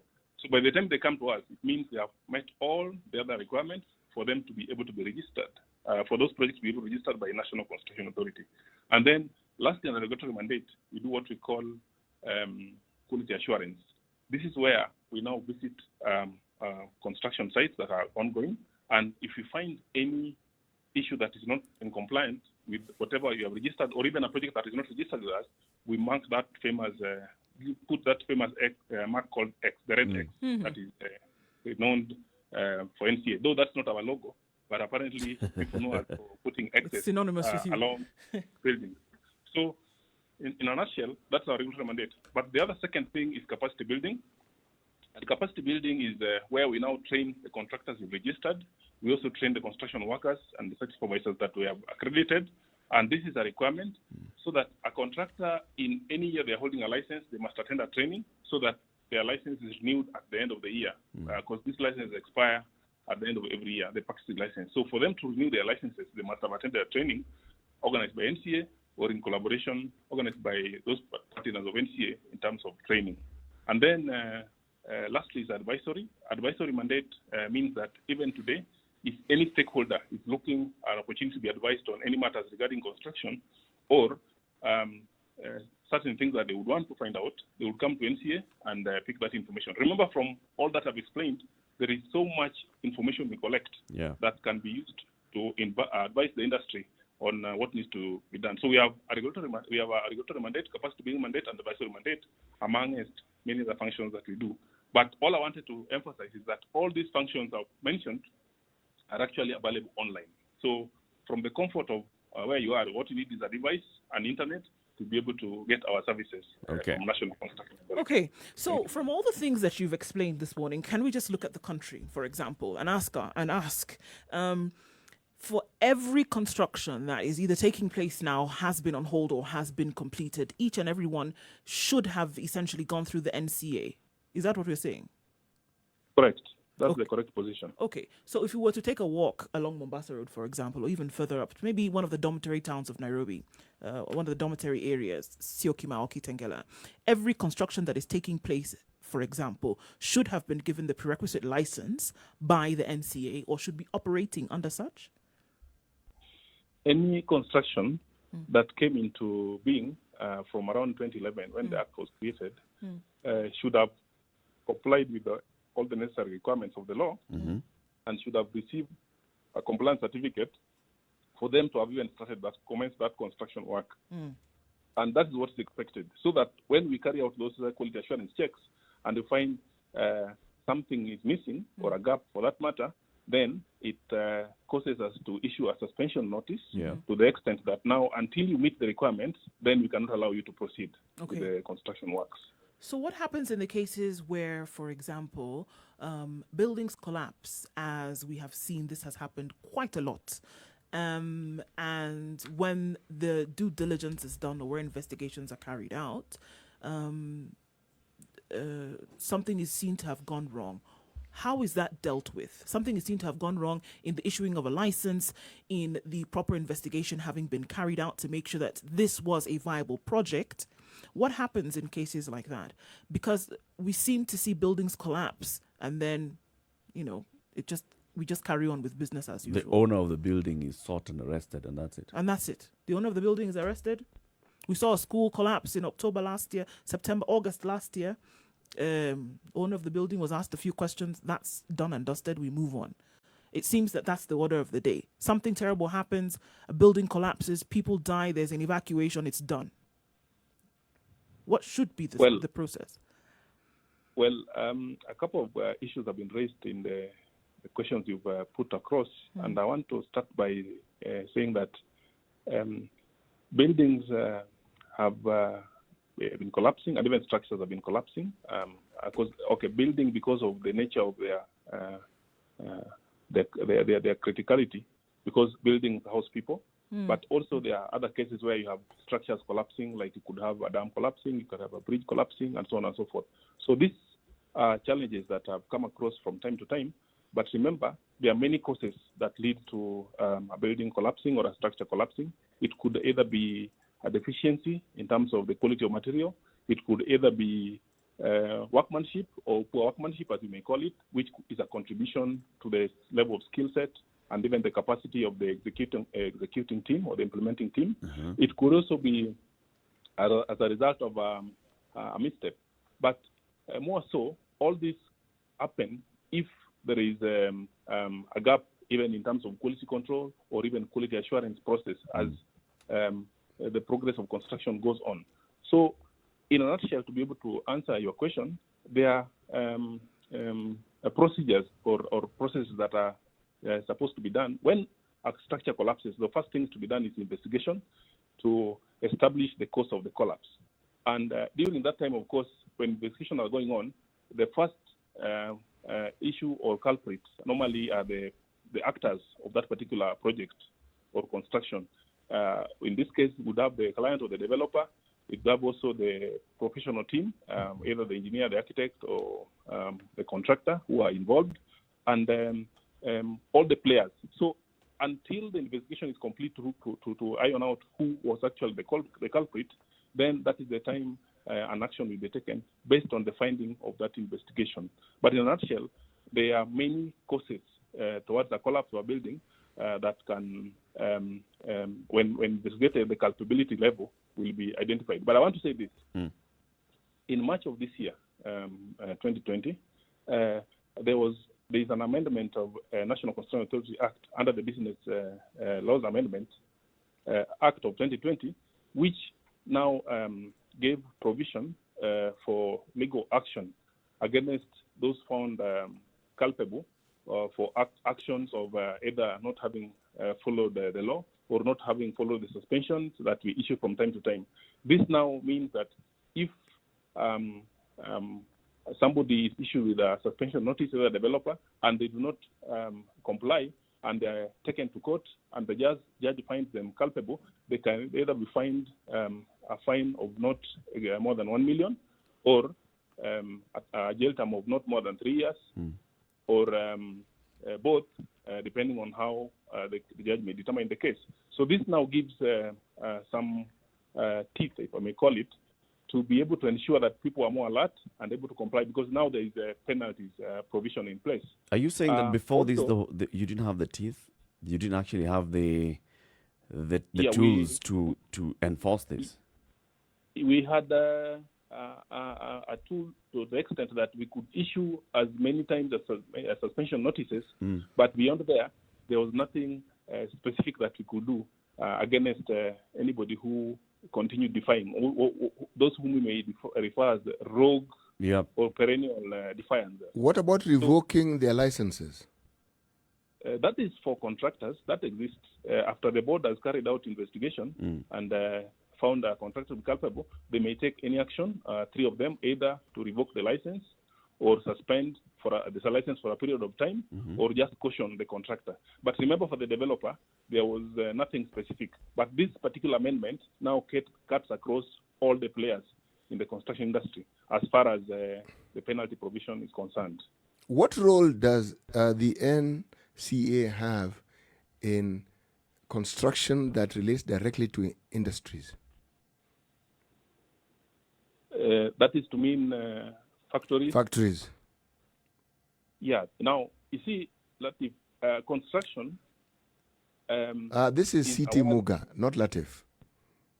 Sorry. Don't worry. It's all right. No, Latiff is actually very happy to be referred to all the time, so it's perfectly okay. Yes. No problem. Let me say this. Construction is just a process, but it refers to any other product you get at the end of the construction. Whether you're constructing a factory or an industry, as you may call it, whether you're constructing a road or whether you're constructing a domestic dwelling unit or a commercial center or a power line or a dam, all this is part of what we regulate as National Construction Authority. All right. So to that regard, we have a role as far as construction of industries or factories are concerned, to the extent that they follow the required guidelines and the procedures and the regulatory regime of the construction rules. Do these rules also encompass the environmental concerns that normally go with industrial constructions? Yes, and this is where I said what National Construction Authority does at the time of project registration, before commencement of that construction work, is to issue a compliance certificate after the project owner has applied for the same. And when they're applying for this construction for compliance certificate, we expect one of the main requirements, among many others, is a NEMA license. So we normally ask for NEMA license as a proof of having received the nod from an environmental body to give you the green light to proceed with that construction work. So they'll have looked at all the requirements that will interact or affect the environment, to the extent that at our end, we ensure that you've gotten the NEMA license, but we go beyond that extent. We also even do a due diligence to confirm that the license they have presented is also in order. What does the due diligence involve? There's a lot of collaboration. This due diligence that you say you conduct with NEMA, what exactly does it involve, the details of it? Let me explain why I'm asking the question, because in the recent past, we've had many cases of industries that have run afoul of the law because they have actually, in the process of doing what they do, they've been causing harm to the people who live in the environment. Meaning it is clear that whatever they were doing, there were certain environmental conditions they had not met. That's the background from which I'm asking the question. I get it, but I also want to answer giving 3 types of stages or scenarios. Yes. There is, during construction, there is what we call pre-construction conditional requirements. There is during construction requirements, and they are what we call after construction requirements. Now, when you get the license, and I don't want to talk on behalf of our sister agency, NEMA, but all I know is that during when the license is issued, normally there are a lot of conditionalities given that the project implementing team, including the contractor, the professional team, and even the developer, are supposed to comply with, so that by the end of that particular process of construction, they have they have done what is required. I'll give you a very simple example. The construction, even during preparing the access to get to the construction site, or even during the site clearance, there are so many requirements that are supposed to be done. At that stage, when we come for a quality assurance check, we'll be looking at, because you already have the license, so we'll be looking at whether you are complying with all those requirements. And that now borders to even environmental safety. And when we talk about health and safety, we look at all that. Now, during construction stage, there are also other issues with either dust pollution and so on and so forth. And then post-construction, during the operation of the facility that was being constructed, again, there are many other environmental requirements that are supposed to be looked into. So in a nutshell, you need to look at it in each stage and find out what were the conditions given and if those conditions are being complied with. And that's why even NEMA has a mandate to also continually keep inspecting to find out that the conditions they gave are being complied with. I hear you have said that it was one of my questions in terms of who you collaborate with. So NEMA has come up, quite often. So let's say that, there is a construction that's taking place in a particular area. And we know for a fact that it doesn't have any licensing, but those who've continued to put up this construction have said they're going to continue anyway, and they'll sort it out. Meaning that somebody has been seen, as we like to say, for this construction to continue. What would then be the recourse by the NCA if you come and then find that this construction went up without the proper licensing? And if in the unfortunate event that something should happen, what would be the recourse taken? I'm giving this scenario based on an actual thing that's going on now. So I would just like to know, as it's playing out now, what then would be the recourse? Yeah, a very good question. And remember, we are in a country where we have very good laws and legal systems. And the question is valid to the extent that what is the recourse? Now, as I've told you, from March of this year, the recourse is now very clearly, the framework is very clear and very straightforward, to the extent that if we issue a suspension notice to the extent that there is no compliance by that developer that for the construction they are undertaking, we give them 14 days to comply with the requirements, and failure to do so, and we will take a legal action. And the matter will be taken to court, which is now a justice system. And if they are found culpable, as I've said, of course, they'll either be fined a fine not exceeding 1 million, or a jail term of not more than 3 years, or both, depending on what the judge may find. And this is now something that will be for us very effective in terms of enhancing our enforcement and enhancing even the level of quality out there, because people now will be saying, hey, wait a minute, you see, now we can't do this because there will be a straight action, straight jacket action that will be taken against us if we don't comply. I think the questions that emerge out of this, Engineer Ketch, is on the issue of your capacity, because you clearly are in charge of every new project that's coming up across the country. The question that I want to ask after we come out of this break is, do you have that capacity? And how many officers do you have on the ground who are conducting all these inspections, quality assurance, and all? We are speaking with Engineer Maurice Akech. He's Executive Director and the Registrar of Contractors at the National Construction Authority. We are talking about the construction sector, the enforcement of the regulations in this sector, what the regulations are, and how this sector should be operating. Keep it right here. We're going to take a quick break at 26 minutes after 7 o'clock to look at the weather and traffic, and then we'll be back with the NCA conversation. This is the Situation Room on Spice FM and KTN Home.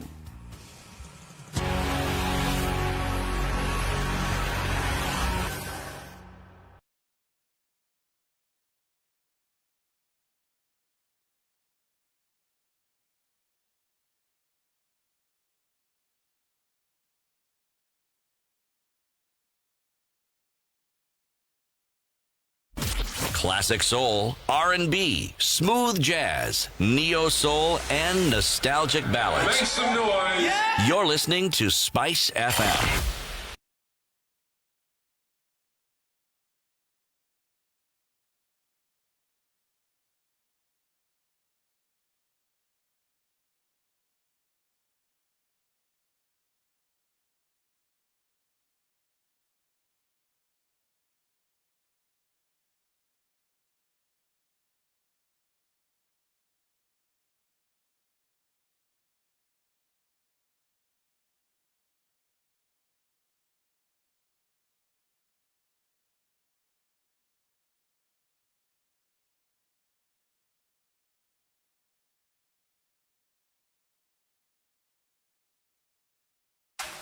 The weather with Spice FM.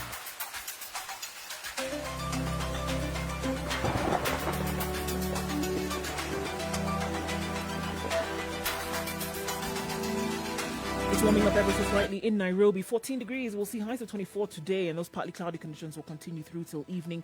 Light rain showers already taking place in Njeri at the moment at 14 degrees, going to a high of 22 and coming down to lows of 13. It's 13 degrees and mostly cloudy in Nakuru, taking to highs of 23 and lows of 13, and a wet afternoon forecasted for that town. Mostly cloudy in Eldoret at 13, highs of 19 and lows of 12 with thunderstorms expected for later. It's 18 degrees and partly cloudy in Kisumu, highs of 27 and lows of 17. It's also going to have some rain. It's expected in Kakamega as well this afternoon with highs of 24 and lows of 16.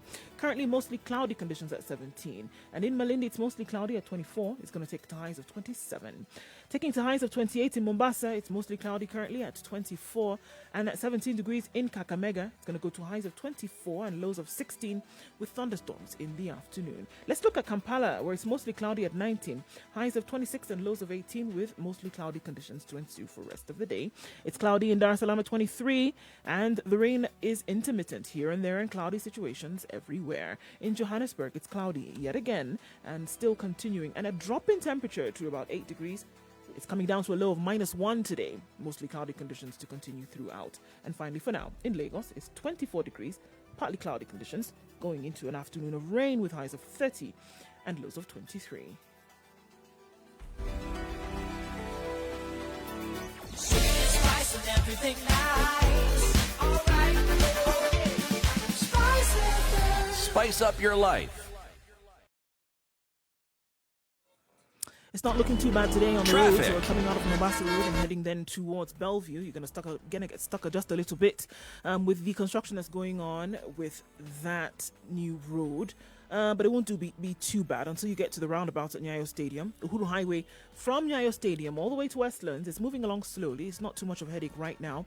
Getting into the CBD from Westlands, getting in from Langata Road, Gong Road, Thika Road and Mombasa Road won't be too crazy at the moment. We're not looking at overly heightened levels of traffic today. So it's great. Should something pop out, let us know. Spice FM KE on Twitter.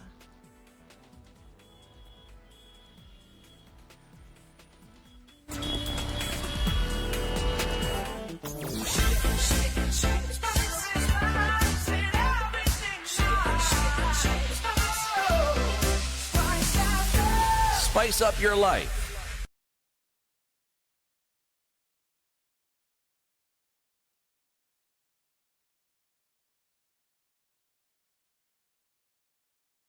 Mature, intelligent talk every morning. Spice up yourself. It's 7:30. Welcome back. This is a Situation Room. It's Kenya's biggest conversation on Spice FM, on KTN Home and online, www.spicefm.co.ke, as well as Spice FM KE, Facebook, YouTube, and Twitter. We are speaking with Engineer Maurice Akech. He's Executive Director and Registrar of Contractors at the National Construction Authority.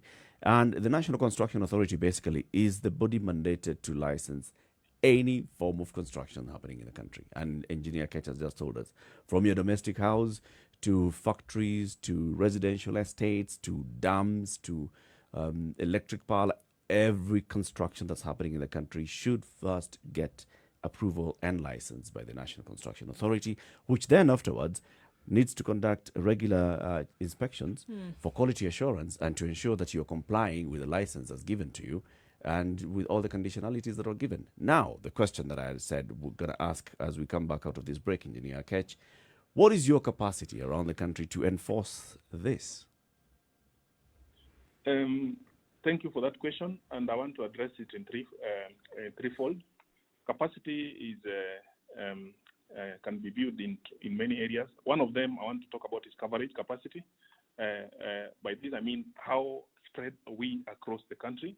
The other second part of it is the resource capacity in terms of how resourced are we to be able to offer a quality job in terms of enforcement and what we do, and in terms of oversighting the construction sector. And the other capacity is in terms of the human skill, or whatever you want to call it. So let me start from the coverage capacity.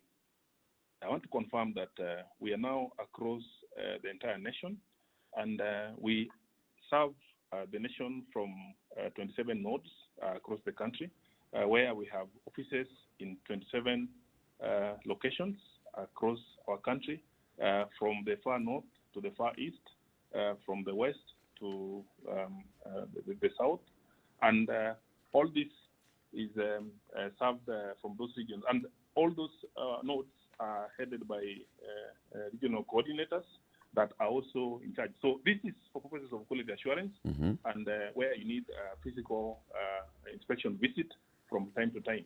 But remember, we also have 52 Huduma centers across the country, where we have officers in those Huduma centers for what we call the last mile. This is where they interact with those who have to do with the physical visit to our offices that require maybe inquiries, we want to ask questions, and they'll be assisted. So this is the first port of call whenever you want an NCA service, and you are maybe not able to go through. I mean, you tried online, and maybe because of either a challenge or so, you're not able to. So you visit any Huduma center, you'll find NCA staff there, and you'll be able to be assisted. So these are the offices that you have around the country. Now, the next thing you said is the resource capacity. Yes. So in terms of resource capacity, this is where now you're talking about the human numbers, and you asked how many staff are we? How many are we in terms of staff? We are more than 350 strong staff employed by National Construction Authority, and these are also spread across those offices I've talked about, supported by the headquartered office at KCB Towers in Upper Hill. That's where our headquarters is. And we also have vehicles that we use from those offices to do quality assurance inspections and visits to be able to undertake our activity. How many vehicles do you actually have?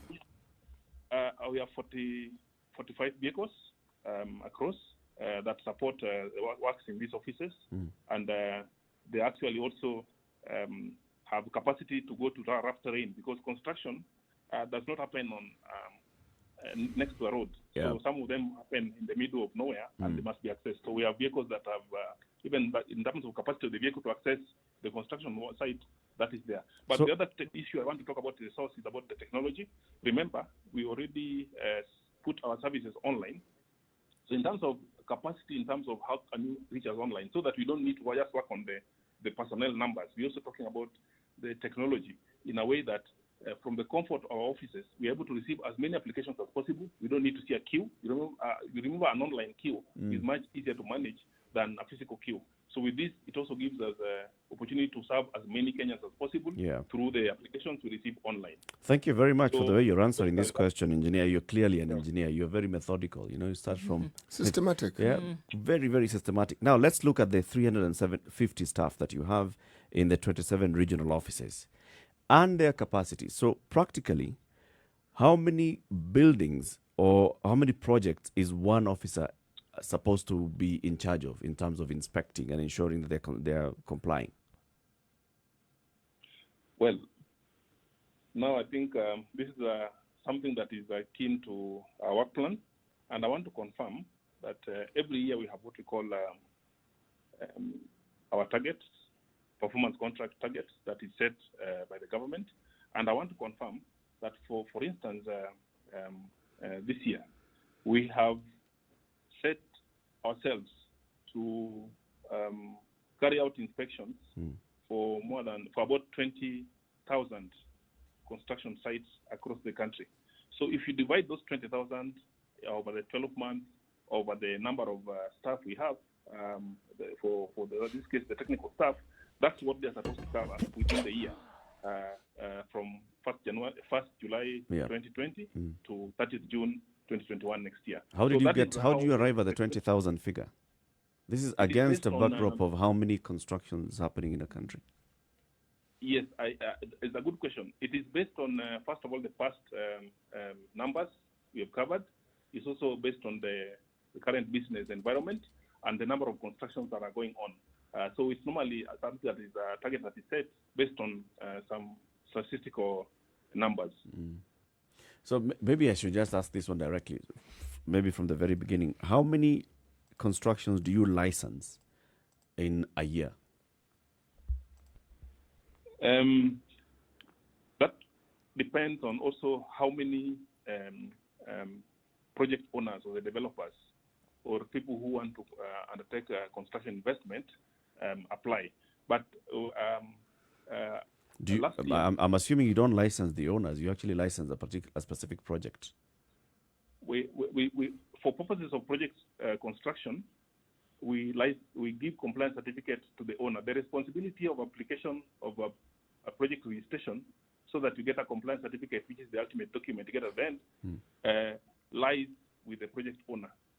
So we look at the owners in this case for purposes of project registration. But for construction, the execution of the work itself, the owner needs to have identified a contractor who is already licensed by NCA, who now will be part of that particular project to implement the project for them. When you talk about application, are you suggesting perhaps that there are people who actually begin the process without being licensed or without seeking approval? Yes. That's why we exist to carry out inspections and quality assurance checks to check that they have either done that application or they have not done. Some of the non-compliant activities we come across, or cases we come across out there, is a developer having not applied for a project to be registered by NCA. So yes, sometimes they carry out work without doing that, and those are some of the. Is that why we then see the big red X sometimes? Is that the reason? Yes. Okay. Yes, that's the reason we put the red X, among other reasons, like lack of safety, lack of a qualified contractor, lack of not having a professional, and so on and so forth, or not having a critical construction worker, and so on and so forth.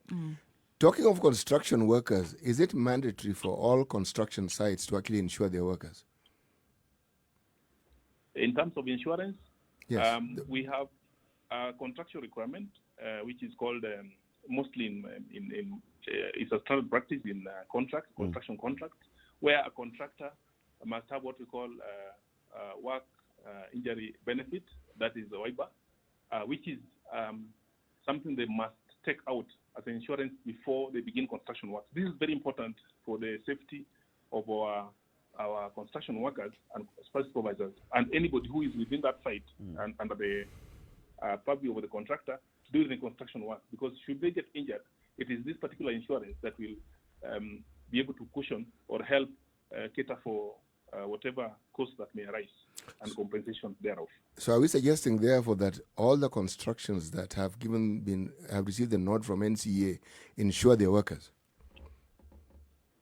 Yes, when a developer or a client or a project owner is applying for a project registration, one of the documents they must submit to us is what we call a contract or evidence of an engagement with a contractor. And that contract normally has a provision for WIBA. WIBA is a very standard practice. That is work injury benefits that they must take out for purposes of compensation whenever an injury may occur. Okay, Engineer Okoh, sorry. When you talked a few minutes ago about the fact that then each individual who's working on a construction, for example, must have something you called compliance, right? A compliance certificate, something that they should have.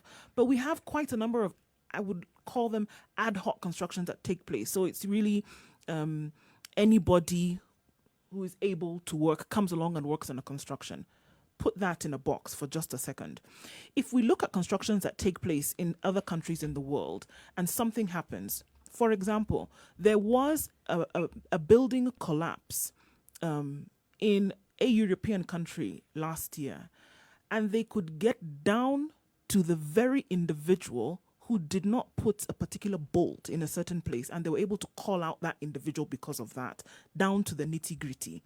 In this country, just now looking at capacity and other things that you've mentioned, can we be sure that you can have this kind of razor-sharp capacity, razor-sharp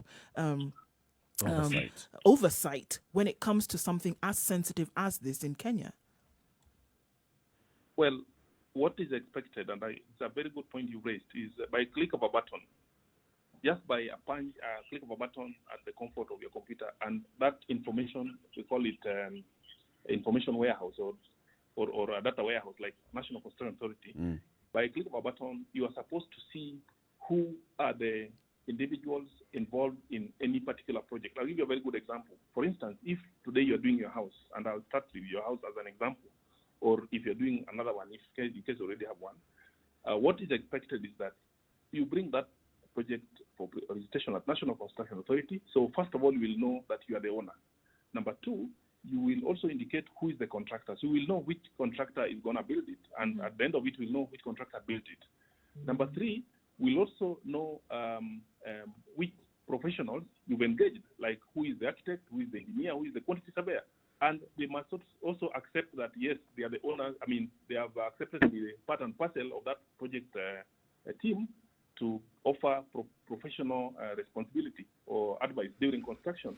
And then all this given, we'll also continue carrying out quality assurance inspections, visits, until and when the construction is over. We'll even know that you also have county approval for that particular house you're building. We'll also know that you received the NEMA license and so on and so forth. So by click of a button, we'll be able to get all this information together. And if anything happens, we'll know which parties were involved in that particular project. So in a nutshell, the answer is yes, that by complying with all the requirements by National Construction Authority, you're actually putting yourself to the level of accountability, level of responsibility, to the extent that you will not mind people knowing who did that project and who was involved, so that in case anything happens, you can easily be contacted, and the right action or questions will be taken depending on what issue has happened. So that is a very that's the expectation that as National Construction Authority, we have all the information about any project happening in this country. Talking about information of all the projects, does the NCA concern itself with the source of funding that developers have when putting up their constructions? I ask this because many anti-corruption agencies in this country have, should we say, we have read accounts of allegations that a lot of money that perhaps may have been received through corrupt means have ended up in the construction industry. Well, to the extent of funding, what NCA looks out for when you submit your project when a developer submits a project for registration in order to get a compliance certificate, what NCA looks out for is the value of that project. What's they call the contract value? How much is it going to cost for you to put up that project? But it is something you've raised that is very important, very interesting. That do we find out actually where is the source of that funding? So the answer is no. What we ask is how much is it going to cost? Yeah. But where the money is going to come from, that one we've not looked at it in the past. But I also want to explain something. You raised something which I need to clarify to Wananchi, the issue of the documents we issue and the compliance certificate. So there are three things that, in terms of what do you call it? What I would call papers or certificates coming from National Construction Authority. When I visit a construction site, I expect to see a compliance certificate. Compliance certificate is for the project which was issued to the developer that indicates what's the project name, who is the contractor, and so on and so forth. So that is issued for the project. So I do not expect everyone on that side to have it. It's a one single document that is pinned somewhere, but we also have it on our system. Okay. The second paper we issue is the contractor on that project needs to have an NCA license. So in that regard, I will expect that contractor to have NCA license valid for the period the construction is taking place. And then the other document I expect to find on site is an attestation card, which should be held by each skilled construction worker and each construction site supervisor to the extent of how many there are. So if there are 10, I need to find 10 of those. If there are 20, I need to find 20 of those. But compliance certificate is one, contractor certificate is one, or if there are more than one contractor, then to the number of contractors on that site. Yeah. So those are the documents we issue as MCA. Thank you. And Engineer Ketch, I've got to really acknowledge here the fact that this organization has been in place since around 2011 to 2013, right? And already having 27 offices around the country, having over 300 staff around the country, it's something we cannot just sit back and say, okay, Very commendable. you've not done anything. I mean, you've really moved somewhere. But I want to come back to the issue of your capacity, because this is where, when something goes wrong, we all point our guns at the National Construction Authority and ask, where were you when this was happening? And I'm still just looking at this and saying, you'll issue a compliance certificate because somebody has come to your office to apply, and when they're coming to your office, they have to produce everything else. They have to produce the local county authorization, they have to produce NEMA authorization and everything. And as long as the paper checks, then you are also able to see, all right, so this is a project that we can authorize. But when it comes to enforcement and checking quality assurance and quality control, and this is where now officers need to have boots on the ground, I still need to come back and ask, 350 officers around the country, looking at all the construction that is happening in the country, from domestic homes. They've just given an example of Nduh constructing her third home. I think she already has two, constructing her third home, and all these others. Are your officers actually able to be there and see when things are going wrong before they go wrong? Yes, and two approaches to that question. One, if the developer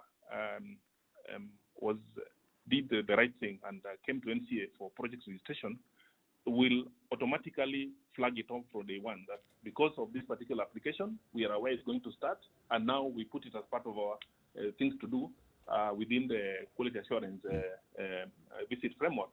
Two, if earlier you had asked that you just do it without bringing it to the attention of NCA, it has not sought any approval whatsoever. In that case, we'll just stumble on it. That yes, we were visiting a site and we came across a project, and yet it was not even registered by NCA. In that regard, we will take necessary action. But what I'm saying is that when you talk about capacity, I want to confirm that for all projects registered by National Construction Authority, we are able to know where they are, and we're able to visit them during and carry out inspection during the construction work. Remember that amendment that I talked about of the NCA Act and the Business Laws Amendment Act of 2020 also includes a very important provision that makes inspections mandatory, meaning that as a developer, you are duty bound to seek out for National Construction Authority to come and inspect your work or your project, your construction project, and even NCA is also duty bound to visit those projects to be able to ensure that they are being done the right way. So this amendment is the key to the enforcement that we're talking about.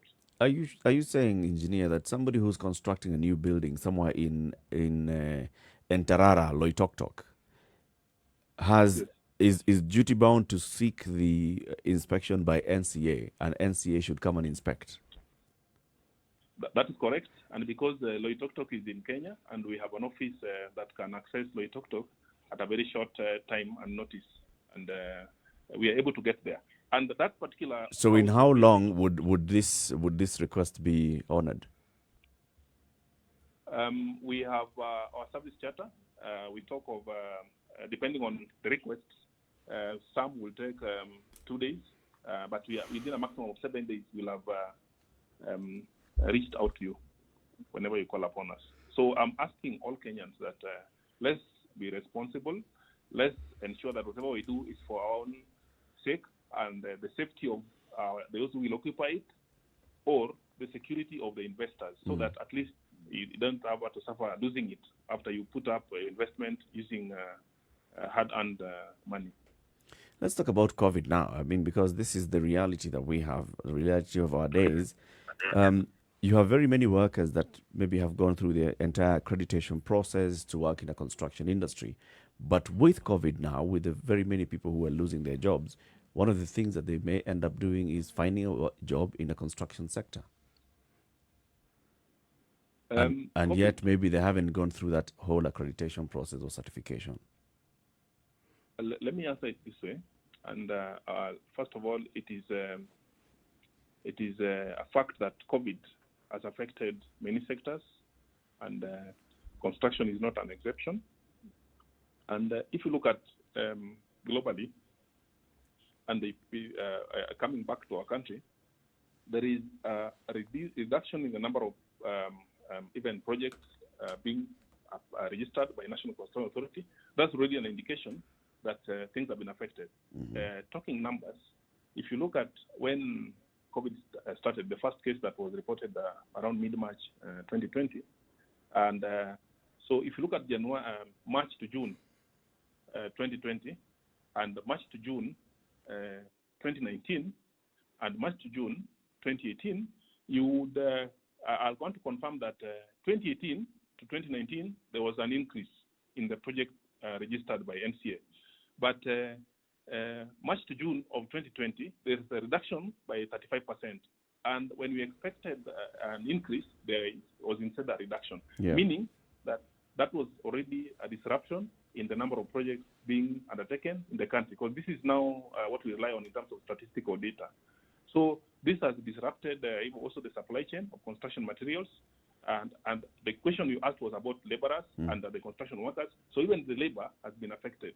And this now means that the construction workers who are part of the critical fabric of our construction industry have also been affected by the COVID pandemic.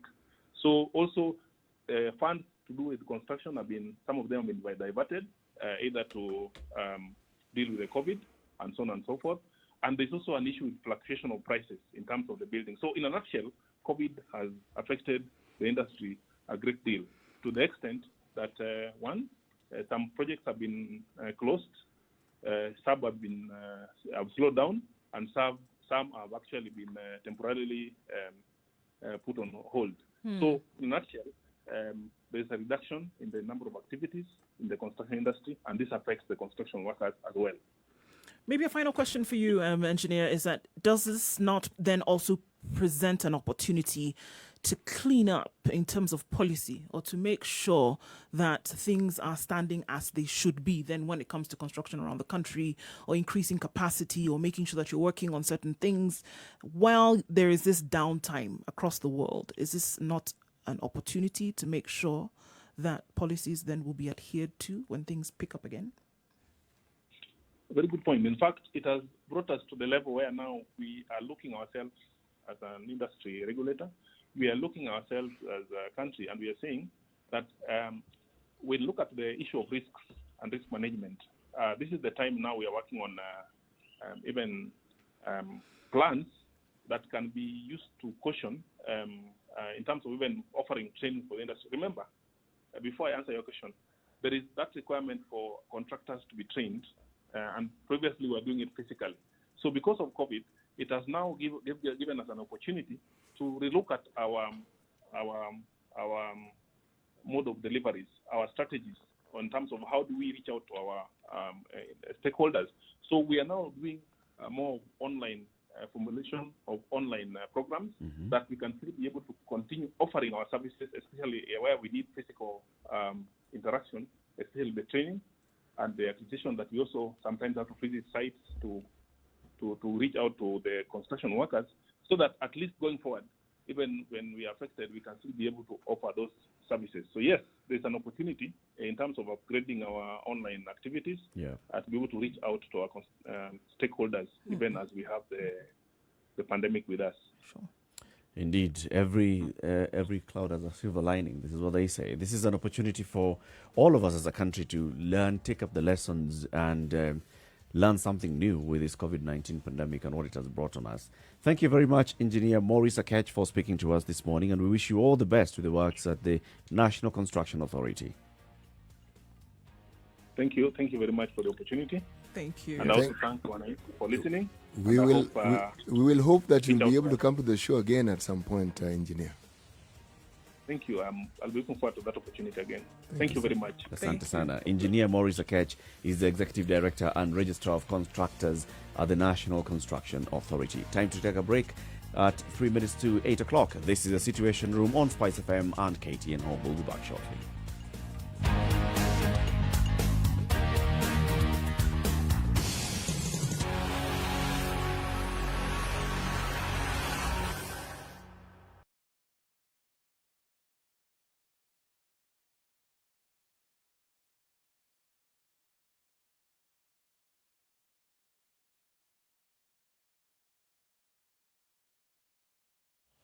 So www.kpa.co.ke/Captain KARGO. Captain Cargo.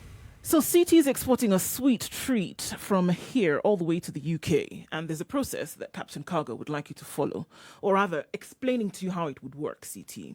So you're on the sending end of things now. So what essentially would happen is that you would arrange to book a space with a shipping agent, and you're issued then with a shipping order. So you've just plucked your pineapples, right? And Harvested. okay. I'm sorry, farmer. Okay. You've just harvested your pineapples and you're trying to get them to the UK because, you know, it's the summer and they're interested in all these fresh fruits. All right. So you would book your space with the shipping agent and you'll get a shipping order. Then your agent would now submit this information to KPA, and then you would have to pass your entry with the Kenya Revenue Authority, which is KRA, to make sure that all your things are in order, right? So you've gone through the first 3 steps, and as we go along, then we'll see what would happen so that you can get these things on the way. So basically, Shippy is sweeping what? CT is shipping a sweet treat from Kenya to the UK, Brother. and Captain Cargo is waving you along in This fine fashion. tongue-twisting malady, it has afflicted all of us, hasn't it? I like this one. It's a beautiful morning. Shippy is sweeting. CT is shipping a sweet treat to the UK. Okay. Thanks to Captain Cargo, he's going to be able to get this done in a very seamless, effortless process. Great. Coming to the top of the hour, CT, remind us today's proverb. Today's proverb. Okay, what did I say earlier?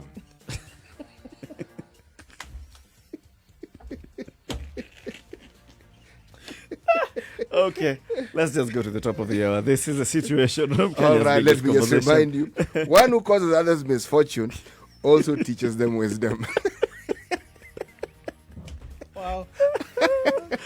Do you have any close translation of this in Swahili or in your mother tongue? Please let us know. Spice FM KE on Twitter. One who causes others misfortune Also teaches them wisdom. All right. It's a situation room. Good morning. It's now 8 o'clock.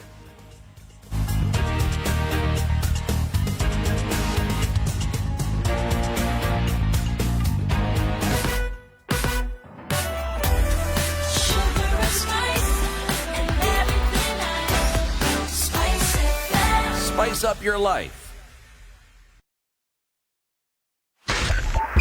102.5 Spice FM. Kisumu. All right, let's take a look at how it's looking. It's actually not looking so bad. Mombasa Road is also not so terrible right now. Usually it was the hot spot for a lot of traffic in the mornings, but it's actually looking good. As you're trying to make your way into the city centre today, you won't have too many problems. We see a bumper-to-bumper situation, however, between Nyayo Stadium Roundabout and all the way to Westlands, and this is on Hulu Highway. The southern and eastern bypass is not causing too much drama today. So apart from that, it's looking really good. Hopefully, we won't get into too much of a mess right now. Coming off of Thika Road, a little bit of a hold-up right at the Pakani Underpass, but everybody's coming through there trying to get into the CBD, at least to get to the Globe Cinema roundabout. Should be fine thereafter. Let us know if you get stuck anywhere. At least we can share the word and maybe find an alternate route, shall we? Spice FM KE. That's how you can reach us on Twitter.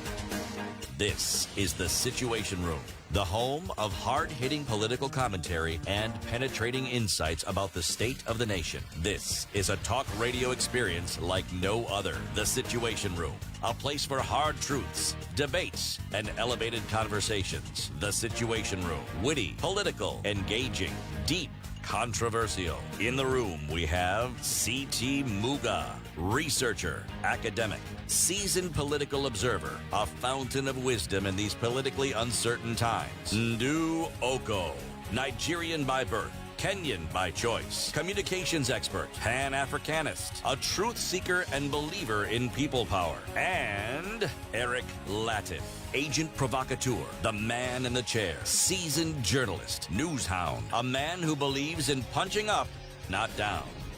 This is The Situation Room, the only way 2 to minutes after start 8 your o'clock, day. it's a Situation Room, Kenya's biggest conversation, broadcasting on Spice FM. Spice FM broadcasts from Nairobi to the entire country. We're in Malindi, 97.7. If you're in Njeri, we're on 90.9. Eldoret and its environs, 96.7.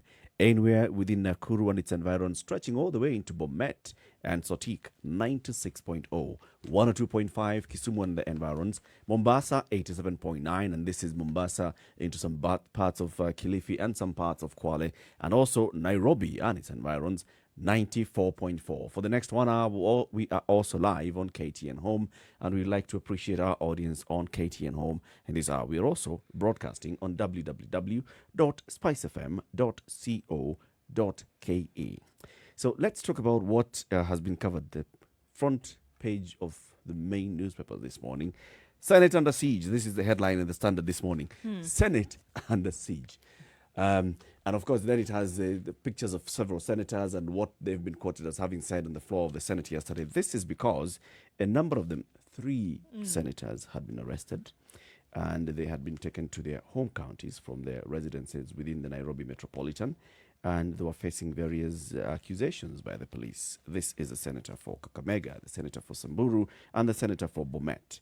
And because of that, and yet because the Senate was expecting to have a sitting yesterday to thrash out this very contentious formula on revenue allocation, their colleagues in the House, especially those that are in the so-called Team Kenya, were not amused at all. And they managed to ensure that the morning session aborted. And it happened. Yep. It did. Simply because they were saying, look, this is this way of conducting arrests. If I just to quote Johnson Sakaja and what he said, those conducting arrests, I believe, are doing it without President Uhuru Kenyatta's instructions. Just an appeal to His Excellency not to allow overzealous officers to taint his legacy. His legacy is not of clamping down democracy. He's the Democrat.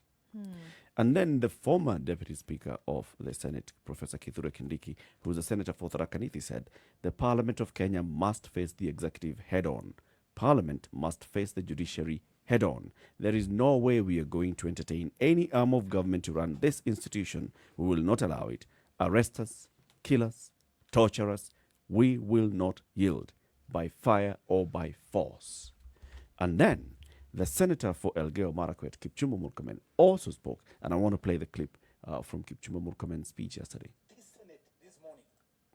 This Senate this morning is not being asked to adjourn so that you can assist this side or the other on the question on the basis of allocation of revenue. In fact, Mr. Speaker, I have refused, as a matter of fact, to go or prosecute my position on the question of voting for resources, because my position is not superior to those who are on the other side. It's a question of when you vote, the other side, which has the numbers, can pass.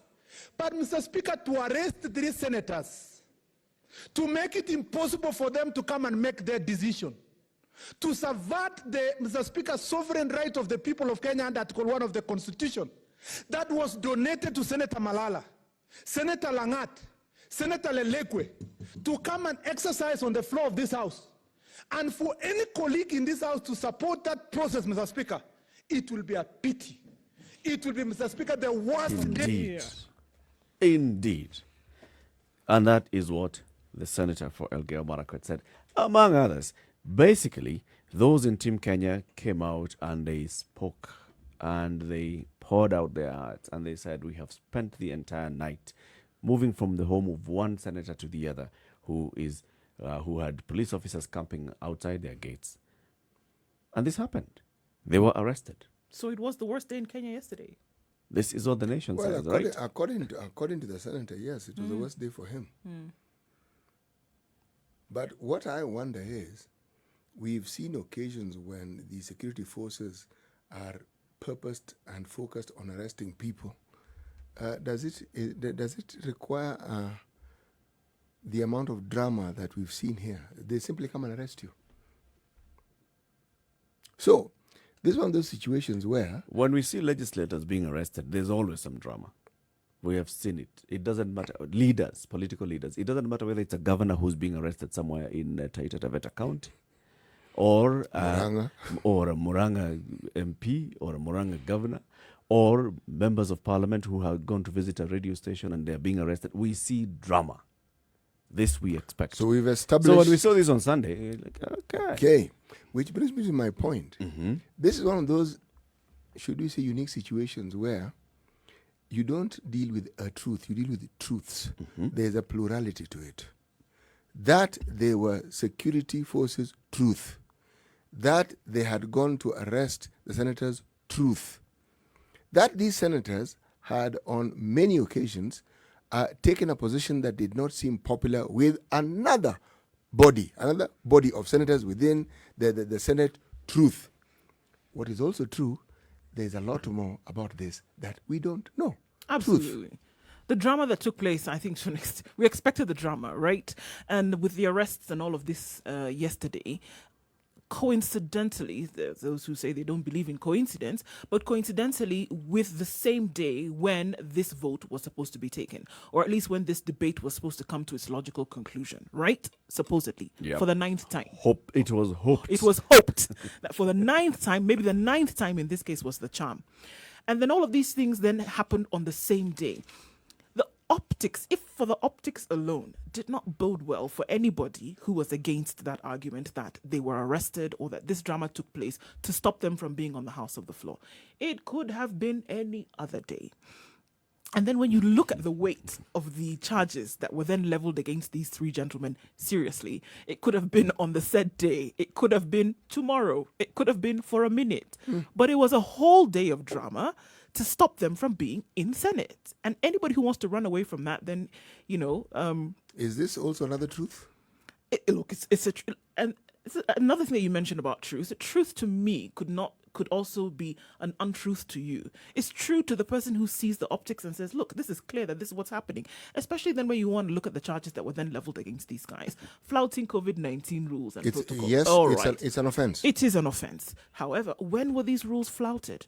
Was it that it was done on a particular day and then you didn't arrest said individual that day and you could only find him... Or didn't find the individual? You could only find him at his house at midnight on the 17th of Finally, August. we managed to track him down to his home. Our officers, with the help of the members of the public, managed to track him down to his home, and that's why we sent our officers there to go and then yet another gentleman who request him to accompany our officers to the police station. Another gentleman who is said to have taken an oath with 200 elders then to slay Maasai members of the Maasai community. We don't know when this was said. Those details were not given. Happened? We don't know that it actually happened, but that was the charge. And then yet another individual then who was charged with having information about irregularities against in Samburu when it came to security. For crying out loud. But again, not very long ago, there was one esteemed senator who was being sought by police for having flaunted these same rules that we speak of. And when was he arrested? Same night. Exactly. Same night. I'm going somewhere with this. Okay. Did we question that indeed he had flouted the rules? Was there debate about this? No. And this one of the reasons why there was no debate is because there emerged a video clip. Yeah, and the action by security personnel was immediate. Yes. And it was quelled completely by the said senator himself coming out and issuing an apology. And Admitting guilt. Yes, exactly. Now, you see, when you are dealing with such an issue, sometimes you have to go a little bit into history and ask, what are we dealing with here? It's a hangover of a time gone by when you were not allowed to disagree with the government or with the government position. You were not allowed to breathe in a different direction, CT. You could breathe as long as people weren't looking at you breathing. You could breathe. But if you breathed where you're not supposed to breathe and in the wrong direction, then there were consequences. And that's what some of the senators are referring to, that there's a time in our history when people were known to disappear. Yes, we don't hear of it, but the truth is that that mindset of what the security forces can do and will do remains with us. So even if they may have a case, our first thinking will be, no. Draconian. These guys are back to their old tricks again. Yes. And so they will not be given the benefit of doubt. Who's we now? The security agencies or the national executive that's trying to push down something through the Senate? The difference because there are is two things. The difference is the same. One is an arm of the other. If let's say that this sitting had happened yesterday and the vote had passed, and then that night police officers had gone to visit these three senators to arrest them, would we be talking about that this is the executive trying to ram down these senators because of their stand? Eric, since you asked the question, why don't I respond to the question? How do you know the executive is behind it? See, now that's what I'm saying. The allegation here is that the executive is the one that is trying to push it. Some of the senators have actually gone out and said so. But then I come to the same sentiment, since it's a season for sentiments, that I've held on these matters. This is good. Let this Senate adjourn even for the 20th time. It is okay. We are seeing, and we are having it played out before the entire country, what you would call the actualization of these processes that we have in our constitution. And there's something even more interesting. All these senators who are, should we say, have been allegedly been picked on, are young. They qualify to be young. They are younger senators. It brings me to this thought process. The likes of one Mr. James Orengo, senator for Ugenya. I'm still thinking of his, you see, history. MPship, right? See, you're stuck in I'm this era. stuck on, yes, and this guy is a whole senator Former for an member entire of county. parliament for Ugenya, Yes. yeah. What we are seeing here are the sort of things that people like Orengo were involved in many, many years ago. They didn't like something, they said so. And it cost them. We're talking about waves. Yet it appears that an alternative truth could be we are seeing yet another wave of younger senators saying, you know something, we are not going to be pushed around. Sorry. Yeah. No. We're not going to take it as those who No. may have come before us would have taken it. No. That others who came before them actually didn't take it. That's why we have this space that we're talking about. If they had taken it, this space wouldn't exist. So, it is a season for So you're looking at it from various angles. So Yes, one, I am. there's the angle of, and the question that we need to address, is the Senate under siege? One. No, I don't think so. The other one is that you're saying the emergence of a new wave of younger political leaders, firebrand political leaders who are trying to position themselves. Yes. And they've taken this perfect opportunity of saying this is a perfect opportunity for us to latch on and to demonstrate Yes. that we And stand to for show- something. We stand with the people, not for. We stand with the people. With the people. And everybody else, the old people, stop They're standing with the people. they're clearly retrogressive and they don't stand with the people. That's why they're calling themselves Team Kenya. Yes, it's a perfect opportunity. As if the others are not Kenyan senators. You see, now, how do you draw a parallel here? The older generation of politicians who stood their ground, were they positioning themselves so that they could be elected, or were they doing it in a matter of principle? You'll have to ask the same question now. Are they doing it in a matter of principle, or for have they seen political a alignment? lovely political opportunity to make sure that they grab the headlines and that people see them as those who stand with the people? And fighting for a foot in terms of justice. Yes. Right. Which is which? the questions will pop up. And for you to think about it in that manner, that it's likely that the same thought has rested on the minds of very many people when they saw things playing out the manner in which they did yesterday. And the way in which they will play out next week. Because this is still happening. At the end of the day, take away all the elements of drama if you can, and look back to the point that brought us here in the first place. Still, don't have an agreement. There's no white smoke in terms of what's going to happen with the allocation to counties. It's still up in the air. It's going to happen. It's not going to happen. In what way is it actually going to happen? But all the drama, I would agree, is pointing people towards that arrow. That needle is pointing towards political alignment as opposed to getting something done. As opposed to who will be remembered for what it is that they spoke most passionately about, who will be remembered for whose side they stood on. And at that point, that's when you say, okay, so this is what it really is. This county revenue allocation could have been done on day 1 if they wanted to, as opposed to week 9. It could have been done on week 1. But he provided a beautiful opportunity for then people to show their political might. And that's what we see. Did we see anything beyond that yesterday? So who is showing their political might? I would say everybody here who has an opportunity to open their mouths and speak as passionately as they did yesterday. Whether you're arguing for Are or there forces against. outside the Senate that are also trying to show their political might? Well, That what do you mean? possibility Look at- exists. the possibility exists when you have 3 gentlemen who are arrested who could have made sway on the floor of the Senate. They were arrested for things that you could ask yourself and say, okay, well, it's possible that this could have been done last Tuesday. Didn't happen. It happened to have been done on Monday the 17th. Could have been done on Friday. That conversation could have happened. You know that if So you have to perhaps ask yourself maybe if the other could have been can dominate this conversation. It could, but what is politics? Politics is a perception to you as well. It's the perception that you have. Well, this is what I perceive to be the truth. And that's what it is to everybody. That's what it is to you. The way you perceive it is totally different from the way somebody else perceives it. But then it comes together and makes for that environment that you then choose to vote or not vote on. So this powerful force that's outside the Senate that would be trying to flex its muscle, it's the one that could be said that is placing the Senate under siege. It could be. And what is it that it would be pushing for? I mean, Are they really- if it's really about a formula and about getting a formula done and sitting people down and convincing them that, you know what, guys, so this is where we are at. There's 316.5 billion shillings that has already been agreed on by IBEC, that has already been passed in the Division of Revenue Bill. That's done. All right. Now we have a formula, and this is a constitutional requirement. Now here we are. There are people who feel this. There are people who feel the other. We can work out. It's possible that this, this whatever influence that is outside the Senate could influence the same people and just sit them down and. Eric, have we ever send it seen point across. this amount of back and forth in the Senate since its inception? Ever, ever, ever, ever? In the last 7 years, no, we haven't. No, we have. Why?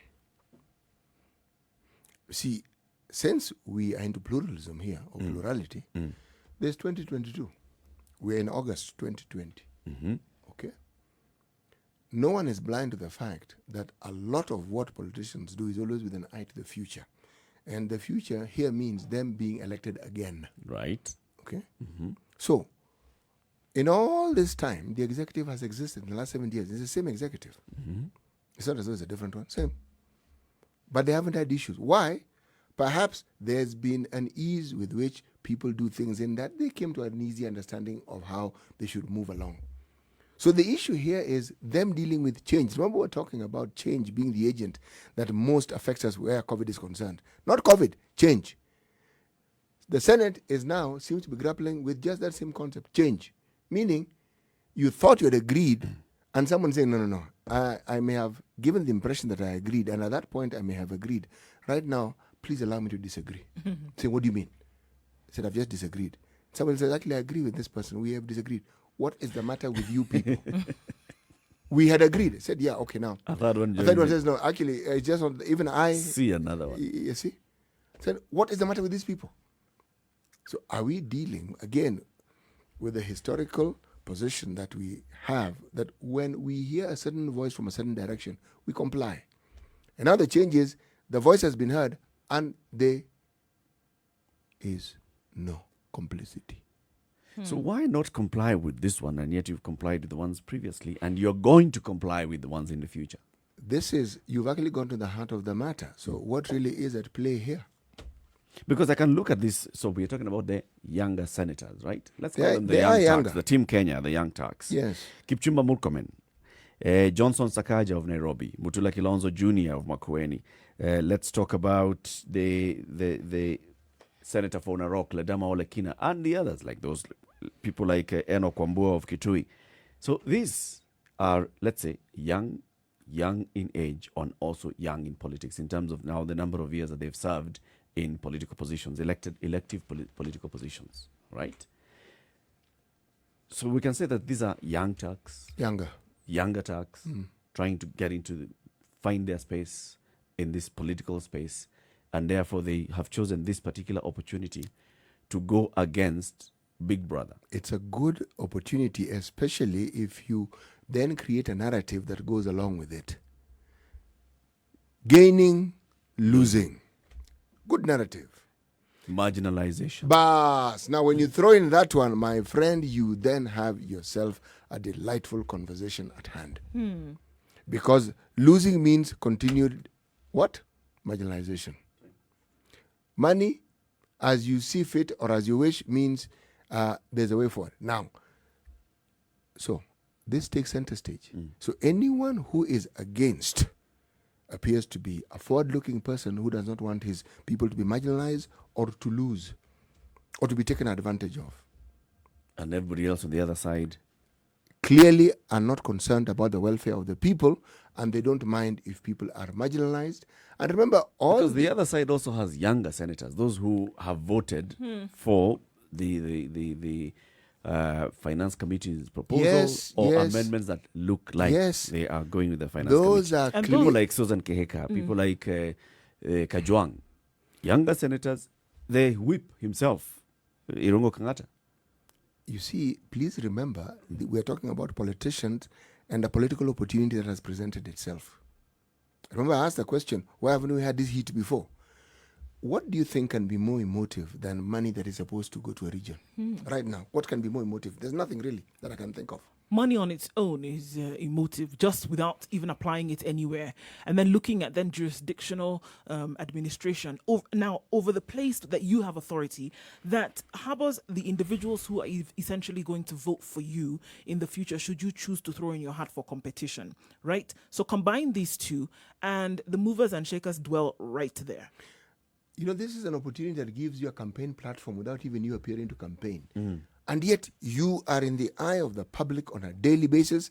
And this one even gets better and better. With the arrest, it gets better and better and better. You're definitely going to give you your best shot. Already, what's happening this morning in Kakamega is that Senator Cleopas Malala's supporters have lit tires at the Mumias town, protesting and demanding his release.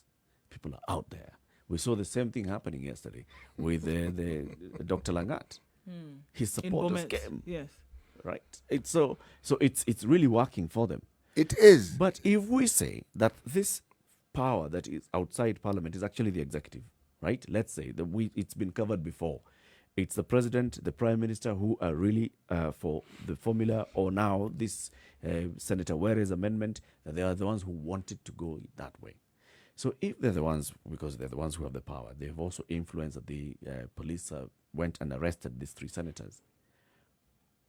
They have access to intelligence. They also they have Eric, enough political knowledge and wisdom to know what will happen. There was a arrest these guys, take them. This is what's going to happen in Mumias the following day. There was a stalemate. There's a stalemate in the Senate yesterday, 22-22. Why aren't the other 22 people being arrested? Why these three? Why? Ili iwe funzo. Starts like that. What is it about these three Send a message that makes them most culpable? Send All I'm saying is... One, also they come from far-flung areas. So you arrest them in Nairobi, take one to... You have ensured that this person is not going to be... You see, you arrest Senator Sakaja. His lawyer can come to court. Very fast. Stuart Matzayo, which side of the divide has he been voting for? He is the no. Where does he come from? Kilifi. Could have been taken to Malindi courts. Well, I think your point. You get my point? Yeah. It's an opportunity. It has been taken. And like with even previous cases, one of the things that made the people who were opposed, for instance, to the Moi government, what made them even better known were the arrests. You incarcerate someone in this country, another truth, you actually get them to be more popular. They become a hero. You're giving them something. They become a yes, hero. you have. That's why I'm Absolutely. asking. So And why it has would always the been. system do that? It has always been the case. I mean, even from times of around independence and the clamor for, people who were arrested or taken into custody, once they came out, they became heroes. Not only that, Harry Thuku, such people became heroes. people just who, because people of who worked that. behind the scenes, Yeah. who did some fairly heavy lifting behind the scenes, were not even known. Didn't even know who they were really. It's the guys who had been given that scholarship by the colonial government to sit in Manyani or to sit in whichever prison that the Garbatula, wherever they had been taken. Those are people who got known. So history shows you clearly that when the government of the day seems to oppose you, or when the government of the day seems to be leaning in the direction of something that doesn't seem popular with some people or is made to be unpopular, then any attempt to incarcerate or to actually incarcerate an individual who seems to be against what seems to be or appears to be the government position, that person simply gains in popularity. That's it. So that's what's happening here. If you thought that we were putting them down, what have you done is that you've elevated their heroism. All right. Time to take a break at 27 minutes after 8 o'clock. This is the Situation Room on Spice FM and KTN Home as well as online. We want to take a break and we'll be back shortly and we'll be asking the question, is the Senate under siege? We'll be taking your calls shortly. 0719-012-600.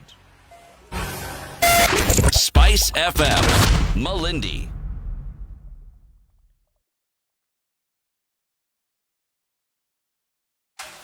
The weather with Spice Mostly FM. cloudy in Nairobi at 16 degrees. We'll see highs of 24 today. The high in Njeri today will be 22. Cloudy conditions all through the morning. Taking a look then into Nakuru, where highs of 23. We'll see rain showers later on. In Eldoret, it's mostly cloudy at 14 degrees. Thunderstorms expected later with highs of 19 and lows of 12.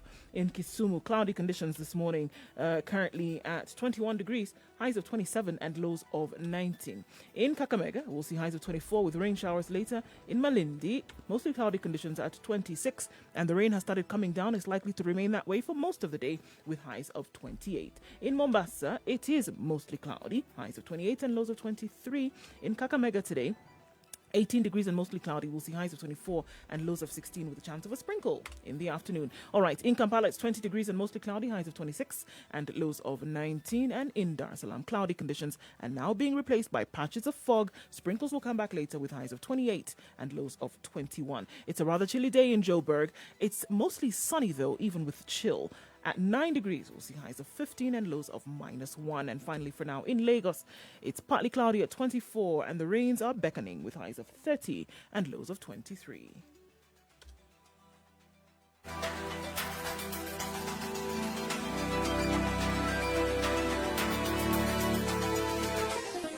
Chilled Spice.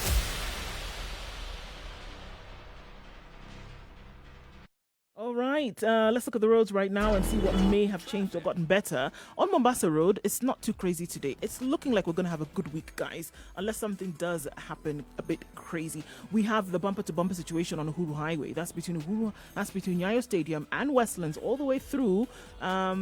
But it's normal for this time. We'll soon be out of traffic hour in about 45 minutes or so, what we expect to be fast-moving traffic. Eastern and Southern Bypass is behaving beautifully this morning. Coming down from Langata Road, then towards the Timor roundabout, and then either to Mpagathi Way or then towards Nyayo Stadium, you should be absolutely fine. Out of the Pangani Underpass, however, on Thika Road, getting to the Globe Cinema roundabout, it's a bit slow. But you'll be fine, guys, I promise. I promise. Spice FM KE, that's how you can reach us.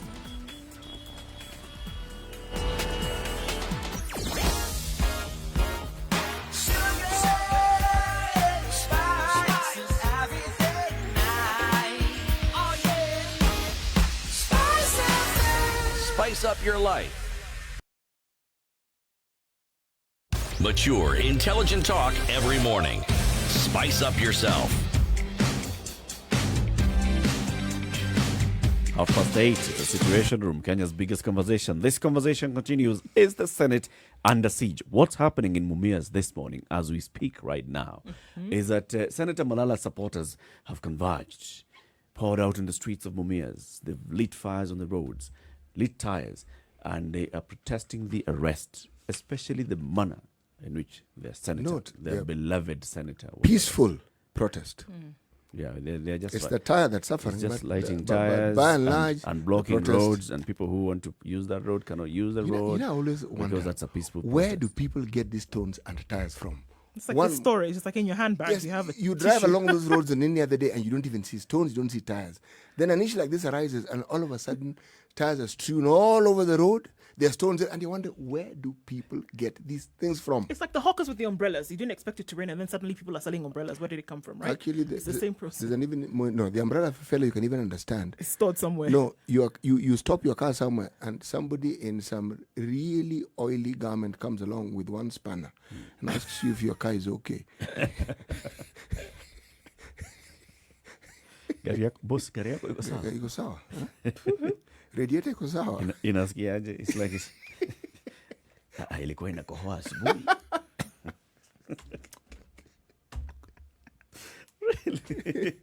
So this is what's happening this morning in Mumias, because they're protesting that, and that's what we're discussing this morning.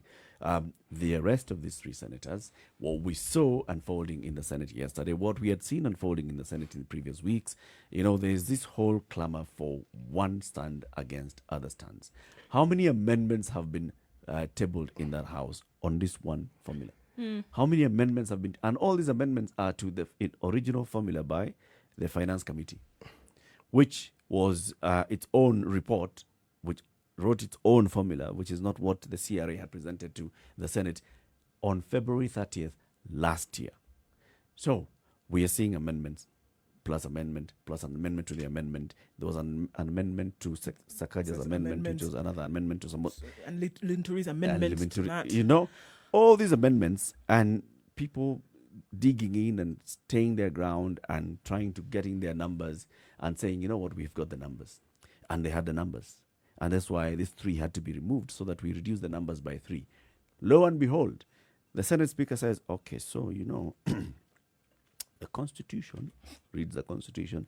Now, standing orders reads standing orders. For that reason, those 3 senators, and why they have written to the Speaker saying that they have withdrawn giving the authority to vote to the members of the delegation, that decision stands. So those 3 votes will not count in any way. There's nobody who's going to cast those 3 votes. That tilted things. There's a bit that you added. There was the thought of asking the nominated senators from that particular region. Yep. That was an interesting one. You know what happens, and this is the thing. So if we have, for example, Nairobi, the elected senator is Johnson Sakaja. Then we have other nominated senators from various political parties. Nominated. But they voted in Nairobi. Now, simply because Beth Mugo voted in Nairobi, she belongs to the Nairobi delegation. Simply because Mama Miradi voted in Nairobi, she also belongs to the Nairobi delegation. Now, Johnson Sakaja is the head of that delegation. He can write, and he actually is supposed to write at the beginning of a session and say, in my absence, so-and-so is the deputy. The other person who would vote would be this, and the other, in my absence. Also, he can write, like these 3 senators did. They wrote and said, in my absence, no one votes. They had previously done this. In my absence, nobody votes. So it's only I who can cast a vote for Kakamega County. It's only I who can cast a vote for Samburu, for Bomet. So you don't have those 3 votes. It changes everything. The assumption had been that, with this one's gone, the other members of the delegation will come in vote on their behalf. You see, 2 of the senators... Karata. Yes, 2 of the 3 senators belong to Jubilee. 1 belongs to ANC. You see, it made me think of something, that opposition doesn't necessarily mean a political party whose particular position may differ with that of the government. Yeah. No.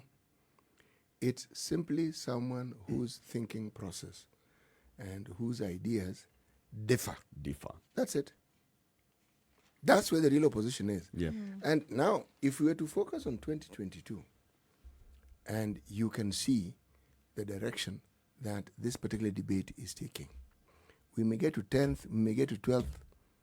Remember? And then there'll be the governors telling you, we can't run our business because the Senate has done its thing. Okay? what is happening that may not be clear is that the dynamics of our politics is also beginning to shift. Not change, I'm just talking about shift. When people start thinking in a way that you didn't anticipate they would think, or they don't go by the script that you assumed they would go, and they seem, with every passing day, their position isn't weakening, it's actually getting stronger. What is likely to happen is that they are more likely to get more support. Because there's also a likelihood that there are people who think like them but just hadn't stood out. But whether this is just conjecture on my part, when the next meet, we'll be able to see the proof of this particular pudding. It'll be interesting to know. I'm just looking forward because, I mean, likely to happen again next Monday, right? When they convene to have this discussion all over again and to hope that there will be white smoke then next week. It will be interesting to see whether the positions that they remain hard and fast at those particular positions, or if anything is then going to change, or what possibly could be the drama on Sunday night that could then bring out something on Monday that could skirt this whole process once again. Yeah. But there's a conversation that's being had in the shadows right now. And those who don't have the might or the platform upon which to share those sentiments, such as that the senators had. And that's the fact that what kind of democracy, essentially, then, is being scuttled or then being overshadowed by then using any kind of executive might at whatever level to stop things from playing out in a way in which they naturally or democratically would. All of this, again, conjecture, and asking yourself the question, if the powers that be actually then used their might to move these three gentlemen away from the House of the Senate, what does then actually mean when it comes to agitation and democratic debate and things like that? And the independence. And the independence of this particular body. It sounds like something you want to laugh off, but it's an important conversation to have, because it means that if that actually did happen, the truth that lies underneath all of this is that it could happen at any time with anybody over anything.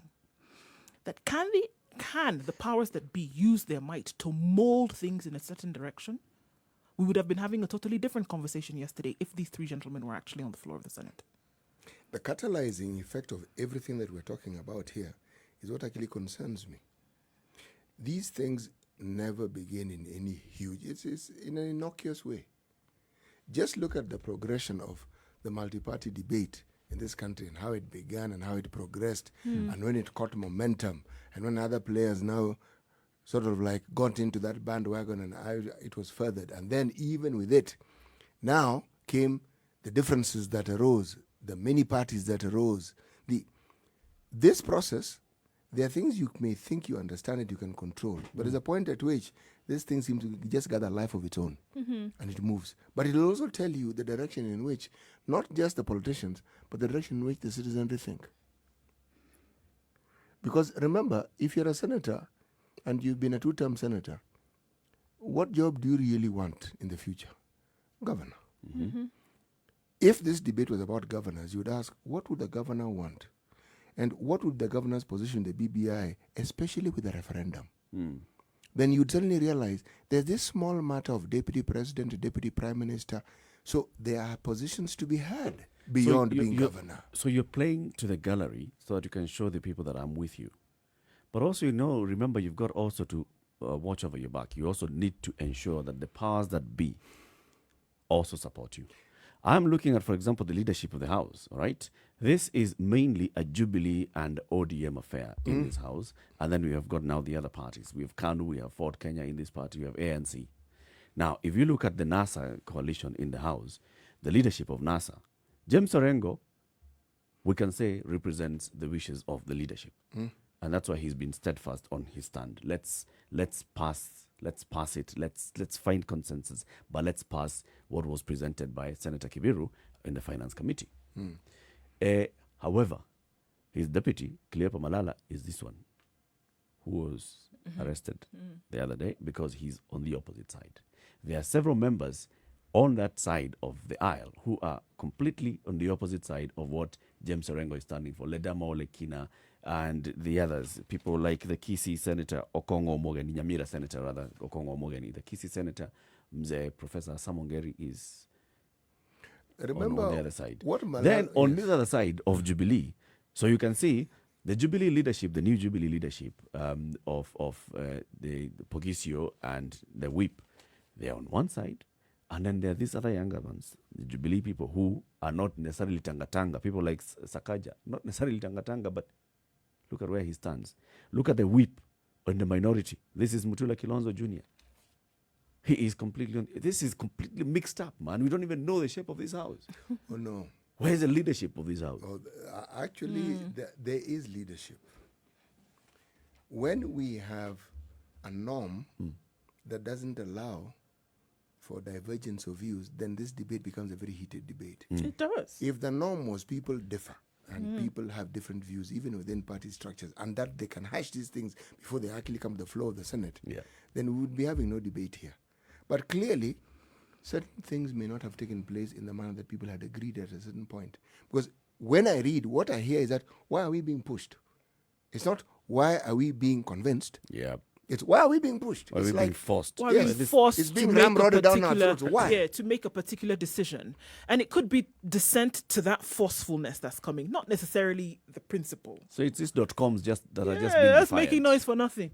Meanwhile, if maybe they stepped away from the noise making, they can actually see that there's merit in what we're suggesting. But that's the thing, it's defiance to the idea as opposed to the principle.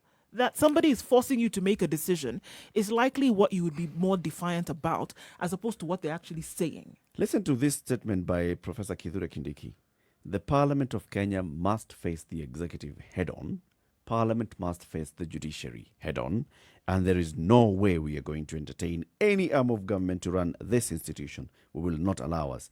Arrest us, kill us, torture us. We will not yield by fire or force. What is Kithure Kindiki here saying?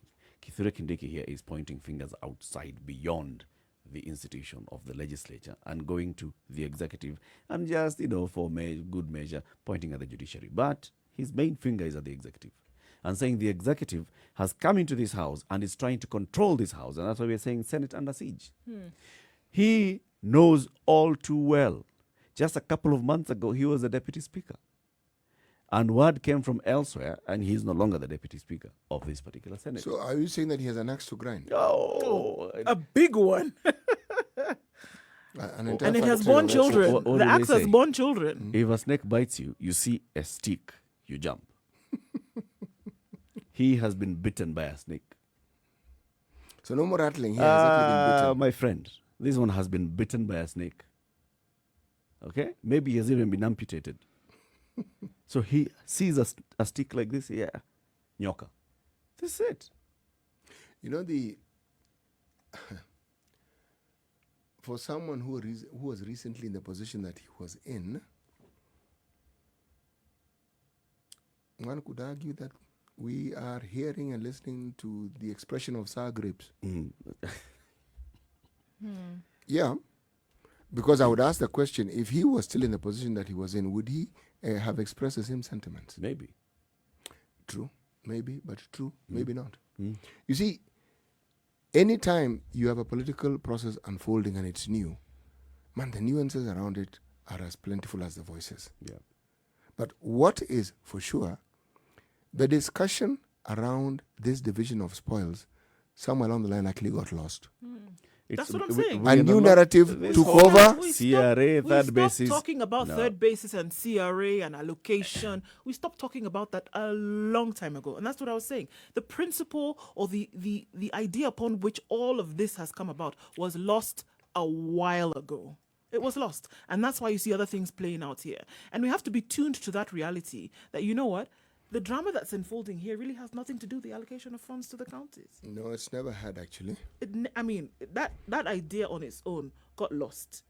So what is really playing out here? Because if it was just that, come on, guys, how difficult would it be to decide now and say, all right, let's just share this thing and move on, right? We've got work to do. But this is clear what's happening here. And then you, who's watching it play out, can then make decisions about individuals who will come and stand in the future.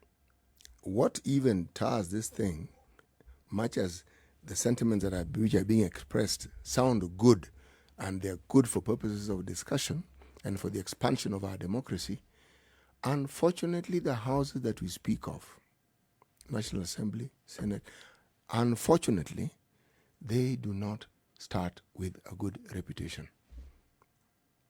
Senator for the longest time was considered a lame duck, toothless. Just a rubber stamp. Nyumba ya wazee. Yes. Where people went to retire and to doze off. Now, so the changes come about, they're not dozing off. It has been, it's being occupied now by younger, Yes, vibrant leaders. They have come out fighting and shouting, all right? They're almost putting to shame the National Assembly, because the National Assembly is the one who seems to be now Nyumba Wazee, where anything that goes there is just passed. Anything that goes there is just passed. Yes. No, with minimum fuss. Once in a while you may hear a dissenting voice. Operative... that one is under siege. Yes. The question you're asking, we'd like to take a couple of questions, a couple of phone calls before we conclude this conversation. Is Senate under siege? Call us in now, 0719-012-600, 0719-012-600. And also you can post your comments on Spice FM KE Facebook or YouTube or Twitter or Instagram as well. This is where we're having this conversation. Is Senate under siege? Just yes or no? Yes. No? Yes? The Senate is not under siege. No. I say it is. We want to take the calls. I can see Rono is calling in from... Rono, good morning. Good morning to you, old friend. How are you, Rono? I'm doing good. Where are you this morning? You guys, I'm back in Aldrich. You're right. Yes. So, Rono, is Senate under siege? It has been all along. They just didn't know. It wasn't obvious to them. The siege was being carried out by somebody else. They were just not aware. Mm-hmm.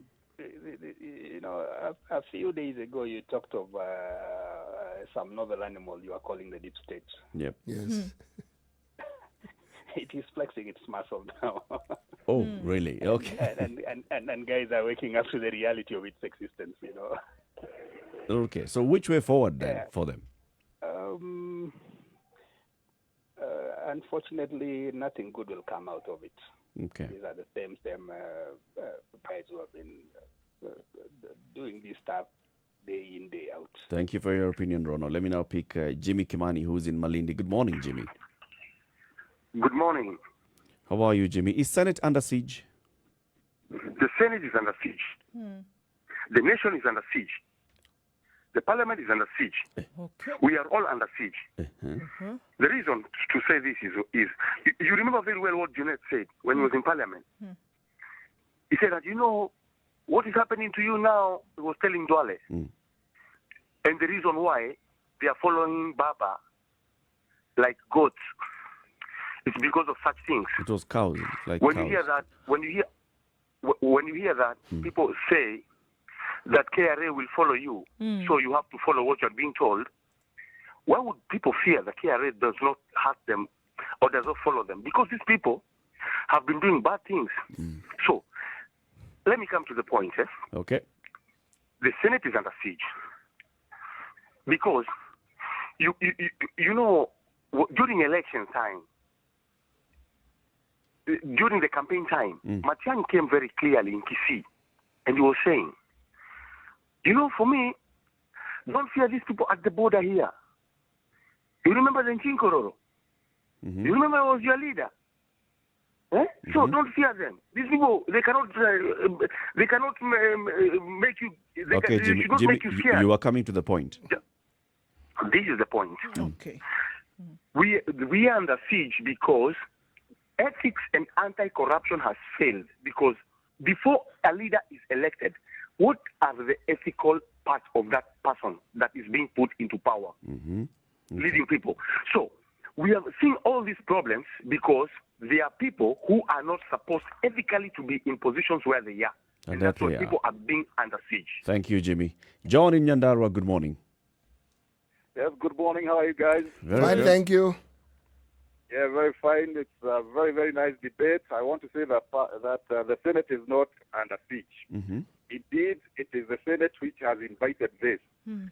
Because whoever watched the discussions on the floor of the Senate would have realized that the Senate has allied itself into certain groupings. This is 2022 political 12 sticks on the floor of the Senate. Okay. So the government had to do something to ensure that whatever is sensible for the country has to be passed. And the government has to be governed all over the world. We have seen these things in America. America did it in Iraq. America did it in Libya. So government has to be governed anyway. So this is just government being government. Exactly. Thank you, John. They have to bring sanity. Thank you. Let's hear from Jonah in Kisumu. Good morning, Jonah. Good morning to you. Good morning. Now, my contribution today, I want to say that Senate was under siege before, but right now they are trying to realize themselves. And that's why I think the executive actually fear the upcoming of the young leader. Okay. The likes of. So, simply the bottom line is, the Senate right now is not under siege. Thank you. Thank you very much, Jonah. And finally, Ed Gitonga in Njeri. Morning, guys. Good morning. Now, a monkey in the circus and a monkey in the forest is still a monkey, right? A monkey's a monkey's a monkey. So here's the thing. Senate is not under siege. It's all a matter of, it's a house of cards, Maybe it's still another way of trying to derail the bill again by these shenanigans. Because look at it. If for example, Clifford Mahara was arrested because of flouting COVID-19 rules, yet some weeks ago the president was addressing guys in Nairobi while opening up projects, and he had already flouted COVID-19 rules. Come on. It's not about them being guilty of anything. No, it's all about maybe even them themselves. They wanted the bill delayed, and they just trying to tactics all over. Because I can't really pinpoint any parliament so far in the country that has ever had the country and the people's best interest at heart. It's nothing new. So I don't think, I don't buy it. I don't buy it. Thank you very much, Ed, and have a good day in Njeri. This is a situation room. It's Kenya's biggest conversation. This is the kind of conversation that we have every morning on this show. This is between 6 a.m. and 10 a.m. every weekday morning. We want to say goodbye to our audience on KTN Home, and thank you very much for tuning in this morning from 7 a.m. to now, coming up to 9. It's about 6 minutes to 9 o'clock. This conversation, however, continues on Spice FM. If you are in Njeri, you can catch us on 90.9, in Eldoret, 96.7, Nakuru, 96.0, 102.5 in Kisumu, Mombasa, we are on 87.9, and Malindi, 97.7. Or wherever you are, you can still just watch us online on your digital device, or your mobile devices. Social media handles, Spice FM KE on Facebook, on Twitter, on YouTube. We live stream the show there as well. Also on our website, www.spicefm.co.ke. To our audience on KTN Home, join us again tomorrow from 7. But if you're on Spice FM, keep it right here. This conversation continues. Good morning.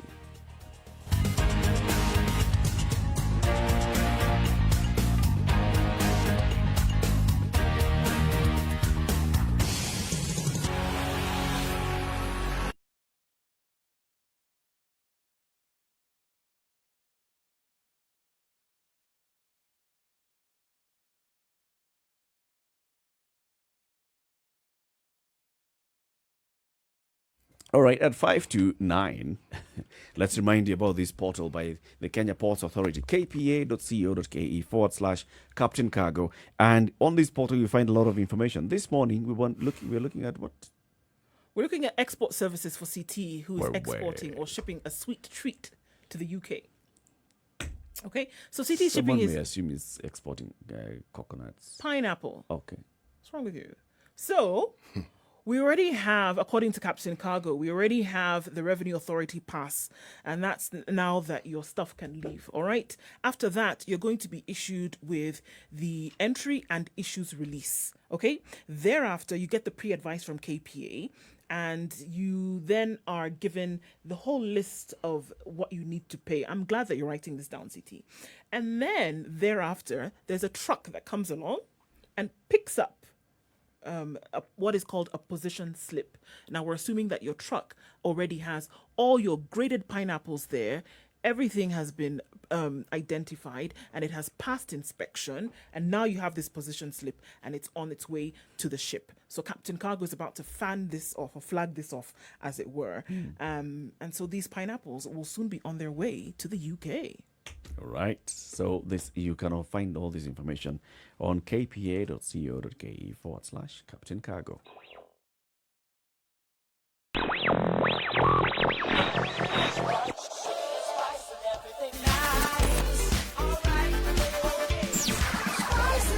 Okay, so we have about 3.5 minutes to the top of the hour.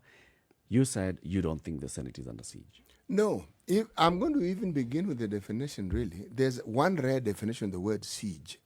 It actually refers to a group of herons, that white bird. A siege of herons. Right. Okay. Now, this... Yes. Plurality again. Okay. Got now, it. All right. Then, commonly, the word siege is used in military terms, either by police or the army. And it involves an operation that you surround a place, a town, or a dwelling, and you cut off any supplies they may require to survive, forcing them to surrender. Nothing of that sort has happened in the Senate. You stop them from moving or in some cases even speaking.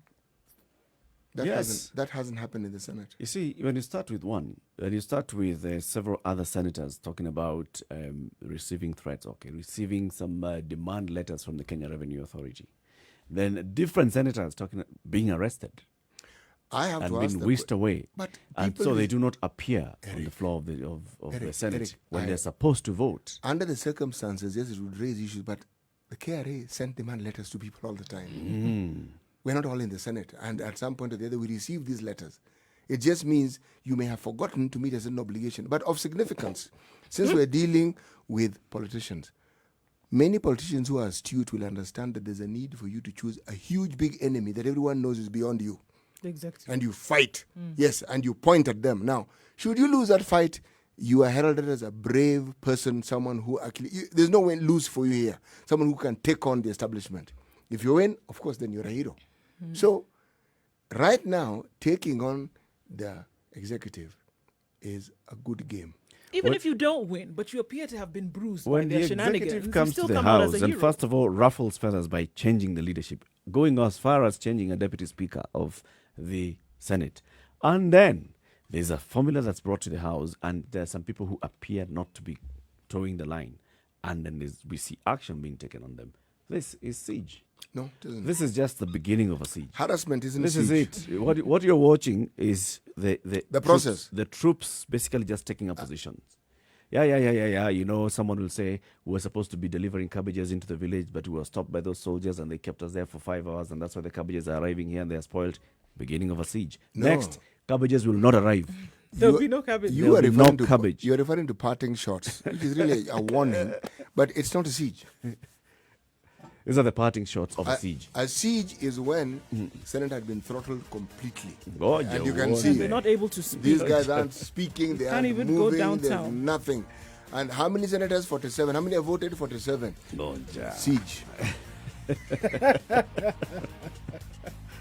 long as you don't get those numbers. Nothing. No siege. Coming up to 9 o'clock, it's the Situation Room, Kenya's biggest conversation.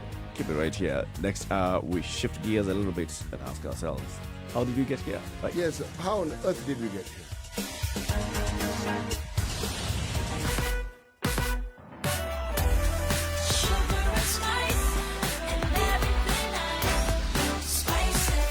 Spice up your life.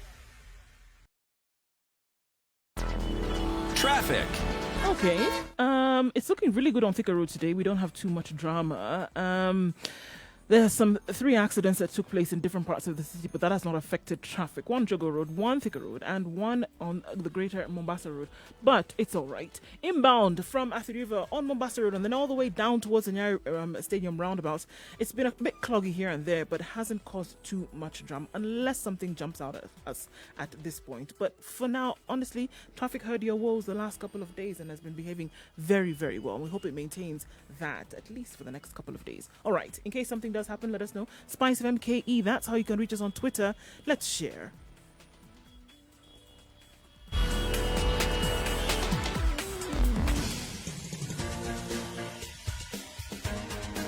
This is The Situation Room, the home of hard-hitting political commentary and penetrating insights about the state of the nation. This is a talk radio experience like no other. The Situation Room, a place for hard truths, debates, and elevated conversations. The Situation Room, witty, political, engaging, deep, controversial. In the room, we have C.T. Muga, researcher, academic, seasoned political observer, a fountain of wisdom in these politically uncertain times. Nduh Okoh, Nigerian by birth, Kenyan by choice, communications expert, Pan-Africanist, a truth seeker and believer in people power, and Eric Latiff, agent provocateur, the man in the chair, seasoned journalist, news hound, a man who believes in punching up, not down.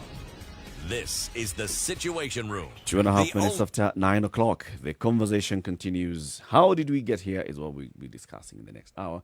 But today's proverb.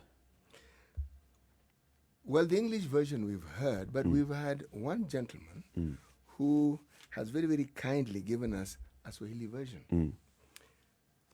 Ukupigao ndio ukufunzao. I think the U should have been akupigao. Ndio ukufunzao, meaning whatever it is that seems to directly translate. Mti. Ama fimbo ikupigao. Fimbo, yes, whatever it is that strikes you or causes you some, should we say, consternation. That's a good word.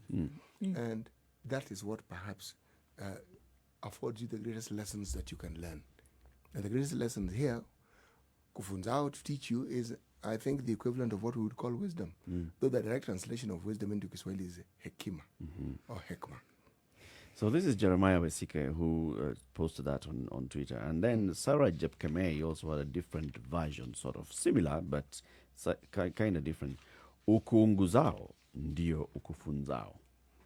See? I would assume ukuunguzao here means moto. Yes.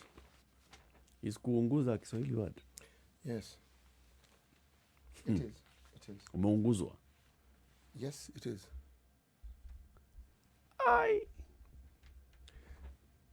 Bear in mind that any umeunguzwa na moto. You are accustomed to the moto word umekuunguza. You use the term umechomwa. Now the word choma could mean many things. Somebody could stab you amekuchoma. Mwiba, kudunga. Yes, exactly. So synonyms come into play here. We know the meaning of the word, but the word we know may not be the only meaning that bears that same meaning. Yes. Okay. So, how did we get here? Well, if you read the paper today, with the exception of 2 things, NLC supports Ruto Hotel demolition row, joined by KCB, who funded the expansion of this particular hotel, and the hotel we're referring to is the Western Hotel. If we forget Senate under siege, which is in the Standard, if we forget Day of Terror, which is the headline in the Nation, under siege is the Standard, and if you look at the Nation publication of my government, boost to economy as Nairobi Nanyuki train rumbles back to life. The Star, Western scandal, NLC backs Ruto. This is headlines in hotel dispute. Now, what it shows us clearly is that we are not just a headline consuming nation, but we are a political agenda consuming nation. So long as a topic seems to touch on politics, we are going to lap it up. We have been discussing at length now the stalemate at the Senate. Now, the reason, before that, it was just the Senate going about its business. Then suddenly there seemed to be a division. Then political statements started being made. Then it caught the attention of the nation.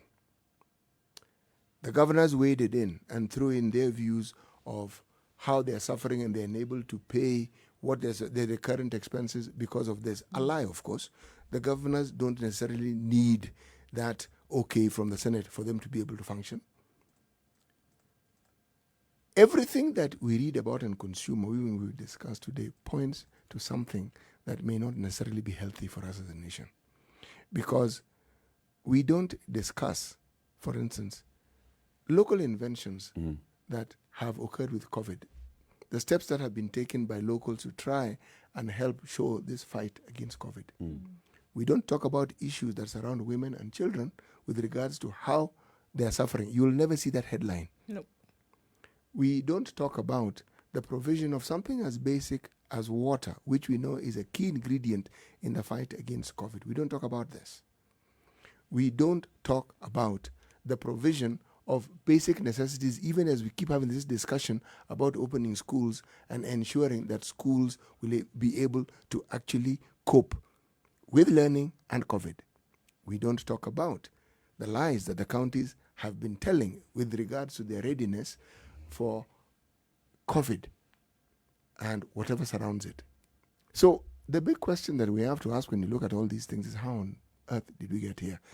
I almost threw in an adjective or an appellative which wouldn't have been appropriate for the show, but how on God's good earth did we get here?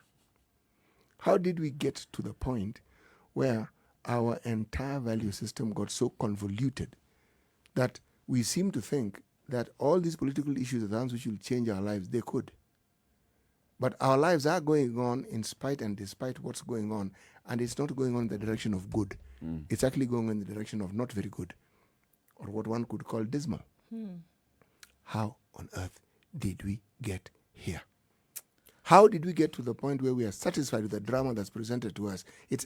We happily get involved in that process, whether we are demonstrating, which is our right, whether we are issuing our opinions on social media.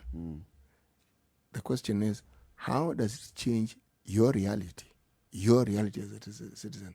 The answer is very simple. It doesn't. It really doesn't, because, I mean, just simply, if you want to look at it quite simply and say, all right, all the drama that's been fed over the last 9 weeks, for example, how has it made life better for Kenyans? How has it really contributed to your development factor as an individual, as a family, as a society, communities, etc.? How has that? And I think that has got to be the question, because you know how they say, take everything with a grain of salt? I think people have to get to the point where you see things playing out and ask yourself, how really is this going to affect the way you live life in this country? Is it going to make it any better? Has the potential to make it worse? So perhaps it's something that you actually want to stay away from. And I think, unfortunately, when the lights go on and the dazzling lights and everything is happening, we're mesmerized by it for a short time, which normally happens on any stage. But then to ask yourself further than that, why does this matter? And if we're actually able to apply that questioning to a lot of these, we'll find that they really don't.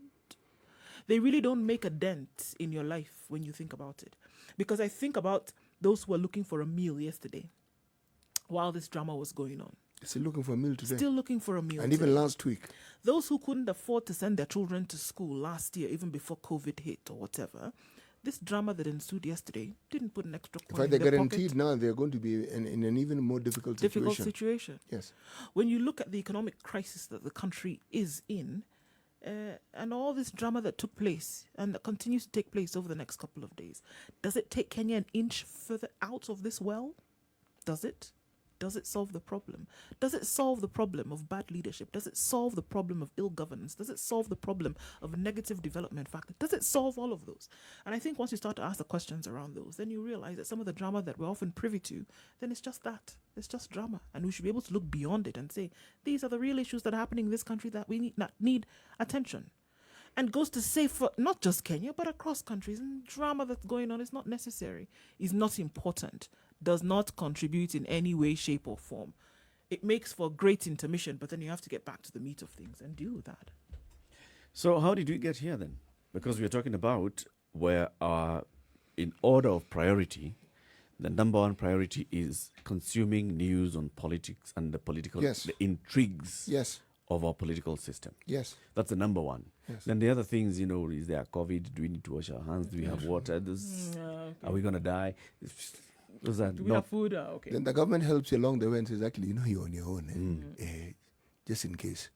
So and then we push it up there and start looking at how the government is operating in these COVID times.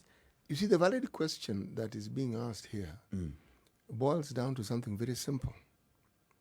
Government, its functions, the people who run it notwithstanding, the real government, the people who make it possible for them to be their government are the citizens.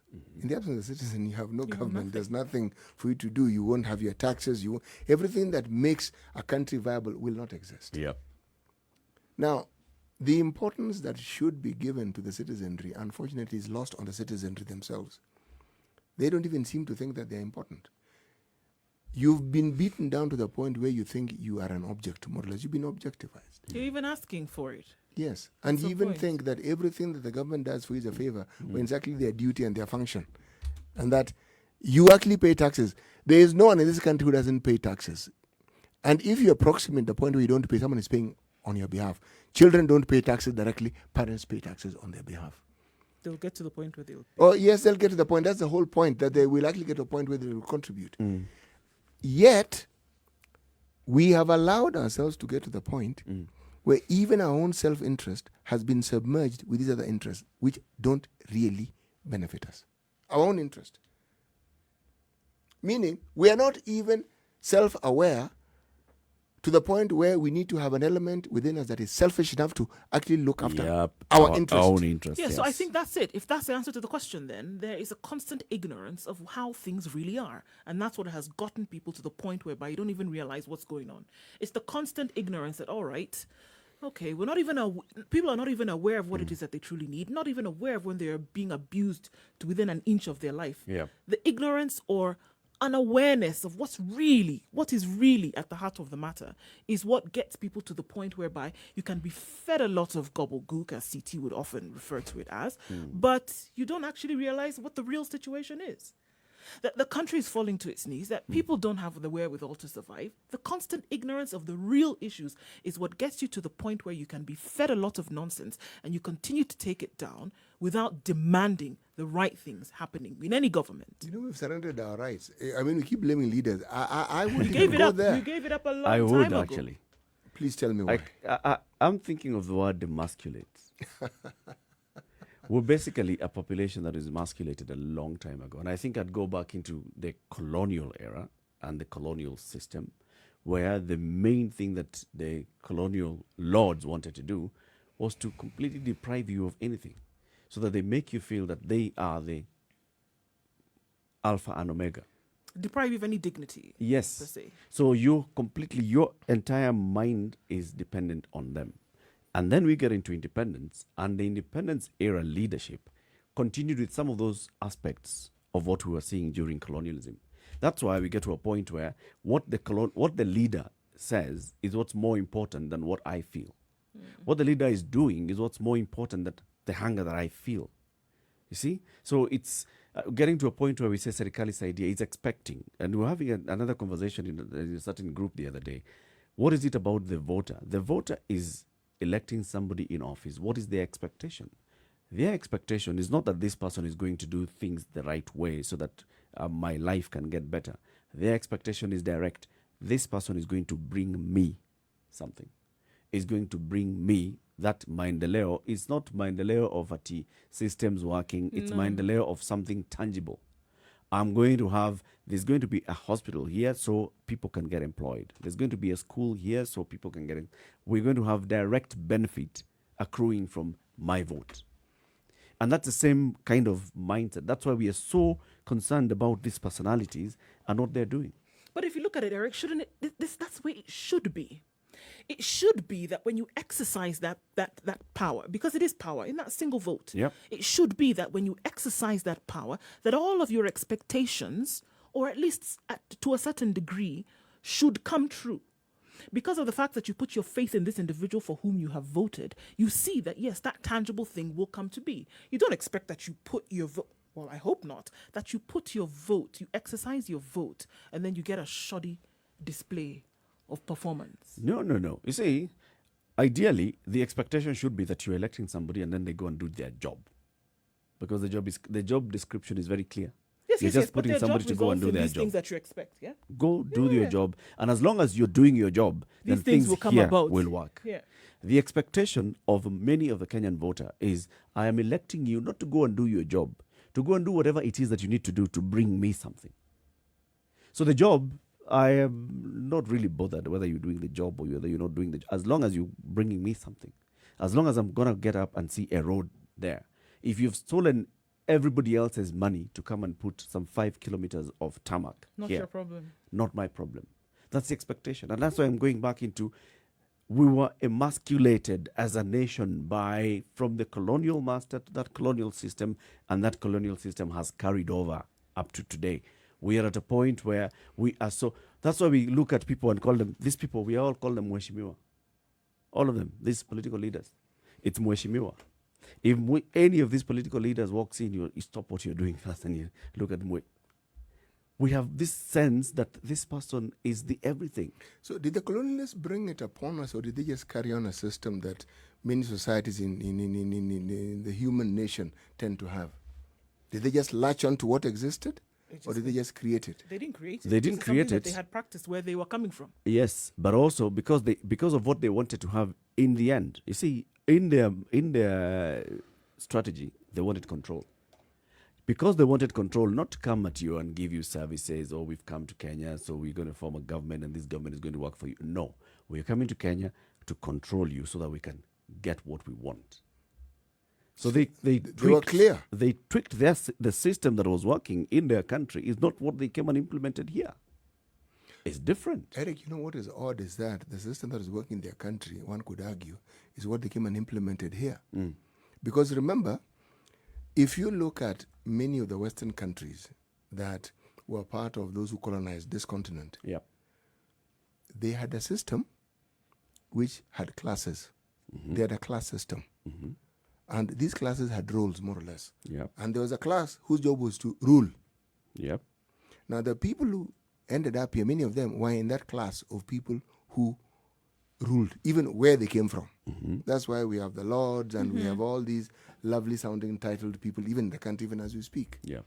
Now, these people didn't just get there in a day. Many of these titles were hereditary, meaning you had a forefather who had done certain things to either earn the title or was born into the family of those who already had the title. Okay. Now, if you look at the history of how these titles were concerned, Chief, many people died before those titles were acquired. True. Many But nations by were the plundered time- before those titles were I acquired. posit that by the time those guys were arriving here, which is just the beginning of the previous century, by the time they were arriving here, the system in their home countries had evolved. Or they had perfected it. Where the system at that point was actually also benefiting everybody. They came here, and because they wanted to start from without any checks and balances, you see, their system back home had already introduced some checks and balances. There are things they could do, there are things they could not do. They could not sit at the footsteps of the Norfolk and shoot a human being walking around. But they come here and there are no checks and balances. They implement that. So they came and took back what their forefathers had done to gain the power. And that's what Essentially, they brought it. the colonies served a singular purpose. It doesn't matter where they were. They were supposed to enrich the mother country. Bas. It wasn't complicated. So with that sort of philosophy, everything became not permissible and Fair possible. game. Yes, exactly. But there's a point I'm getting to here. That human beings are structured socially to have a certain need for dependency in and of itself is not wrong. We are wired that way. That we have a respect for authority. Again, we may not think so, but we are wired that way. What the West did is they structured it in a way which was different from ours. But even our society was structured. We did not have dependency. Actually, we didn't have dependency. Not to that degree. No. What we had was communal responsibility. There you go. Yes. What we have now, and that's what I'm saying, is we've gotten to a point where we were brought up into a dependency. We depend on the political class to make all manner of decisions that affect our lives. And we have no say. We've basically abrogated every right that we have. And is that a given choice it to them. still? Don't you think it's still a choice? It may not have been a choice. And now? Even now, it's not a choice. Cultured that way. 20 minutes after 9, let's take a look at the weather and then continue this conversation. The 80s have never sounded so good. Okay, Nairobi, we're looking at mostly cloudy conditions. The sun is trying to peek through those clouds. We'll see highs of 24 and lows of 13 today. In Njeri, it's cloudy at 16, highs of 22 and lows of 13. The cloudy conditions are likely to continue through today. It's mostly cloudy in Nakuru, highs of 23 and lows of 13, with rain coming down in the afternoon. Thunderstorms are forecasted for Eldoret with highs of 19 and lows of 12. It's mostly cloudy at the moment. It's mostly sunny in Kisumu at 22. It'll change later, though, into rain showers with highs of 27 and lows of 19. It's mostly cloudy in Kakamega at 20 degrees, highs of 24 and lows of 16. Malindi, light rain showers being experienced at the moment, highs of 27 and lows of 24, and that rain is likely to continue throughout the day. It's mostly cloudy in Mombasa, highs of 28 and lows of 23. And in Kakamega, mostly cloudy at 20 with highs of 24 and lows of 16. Kampala is mostly cloudy at 21 degrees, highs of 26 and lows of 19 with partly cloudy conditions. It's patches of fog in Dar es Salaam, and it's going into rain showers later with highs of 27 and lows of 21. It's warming up ever so slightly in Johannesburg as well, now at 10 degrees, highs of 16 with a chance of rain later and going down below freezing later to -2. Lagos is mostly sunny at 24, a sprinkle expected later with highs of 30 and lows of 23. Looking into Paris, where it's sunny conditions at 17 degrees, going into thunderstorms later with a warning of yellow, highs of 27 and lows of 16. It's mostly sunny in London at 17 degrees. It'll be a rainy day there as well with highs of 23 and lows of 16. And finally, getting into Tuesday morning in New York, it's 22 degrees, highs of 30 and lows of 20.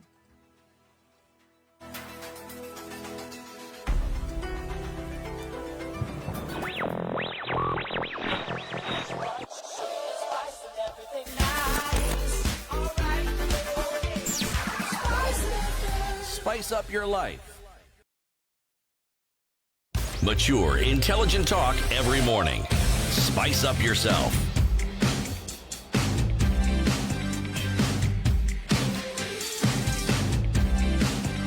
Mornings done right. So you were asking 94.4 Spice FM, Nairobi. To remain, because I hear you saying that, I understand the emasculation and all of this, but then to remain in this state of mental slavery, which is what you're essentially saying this is, that you're in this state of dependency, to me looks like a choice.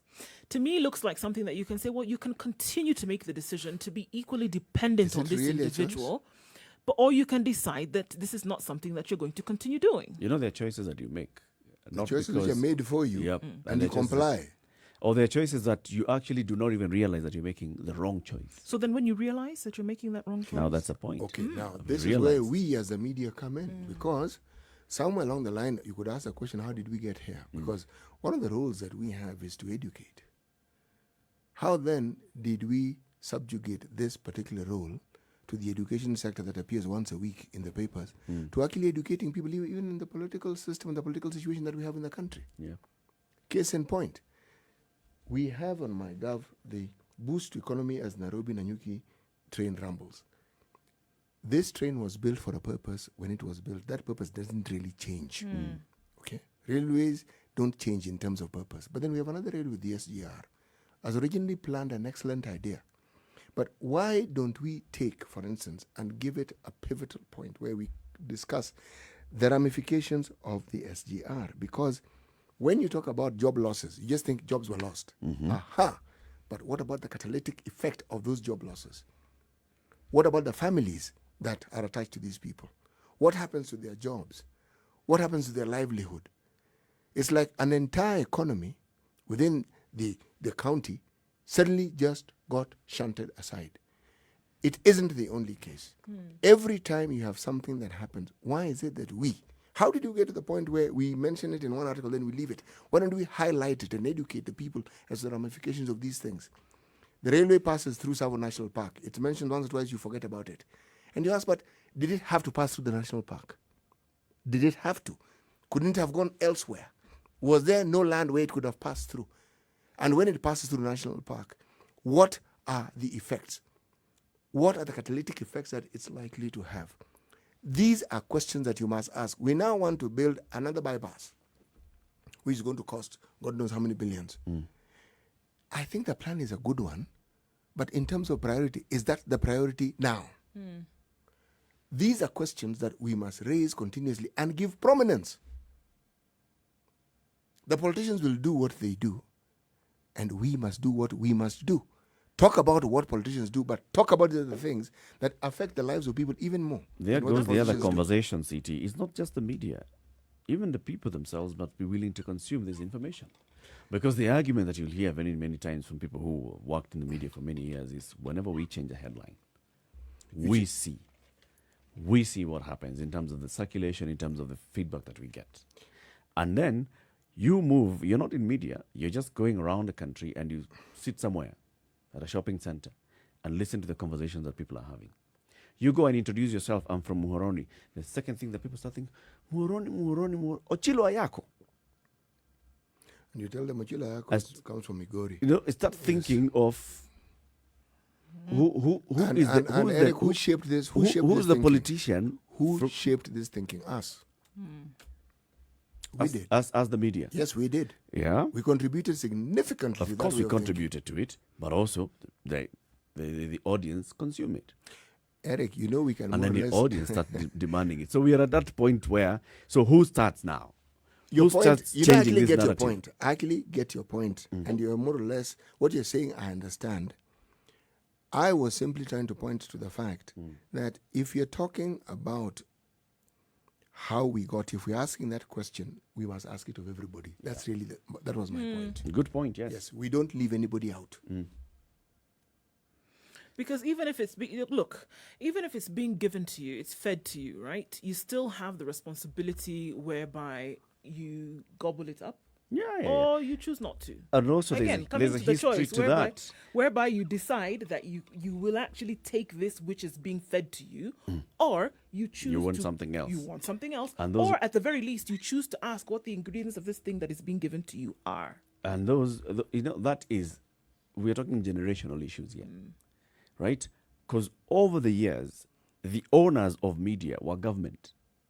Yes. So it's government that was giving you the information that it thought it was going to work in its favor. Or what they wanted you to know. Of course. Yeah. Information that was going to work in its favor. So if the media was spewing out information that was completely skewed towards making people follow a certain direction. Owners of government in colonial times, owner of government post-colonial times, the very many years of VOK and into KBC, owners of government post, right? And the political influence that they have and what they want. So it continues that way. So to a point where we're talking about generations that have grown up, and this is how they know news to be. This is what you expect news to be. If we don't have something like national political leadership on the headline, I'm wondering, so how is this a story?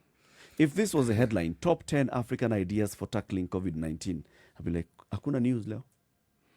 And that is what you are describing, something that in psychology they call conditioning. You've been moved to a point where you more or less even expect and anticipate, and when you don't, you wonder what went wrong.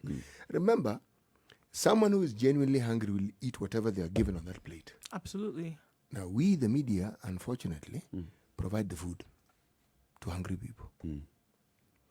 Ask yourself, what does a human being need on a daily basis? Food is essential, but there are the things that a human being needs. Now, the other need we cater for. There are things they need to consume. And we don't just cater, we even direct and determine what it is they should consume. We even we even determine the direction that what needs to be consumed should be taken. When you consider the importance that we place on these other things, yes, the consumer needs to determine. But let me ask the question. If, for instance, you come from a community that has never seen fish, you will liken it to what you know next, a snake. So the likelihood of eating a snake for you will It's be very out high. of the question. There are communities which for the longest time did not eat chicken. As far as they're concerned, it was a bird. And those are things that only children eat. Okay? And they wouldn't touch it.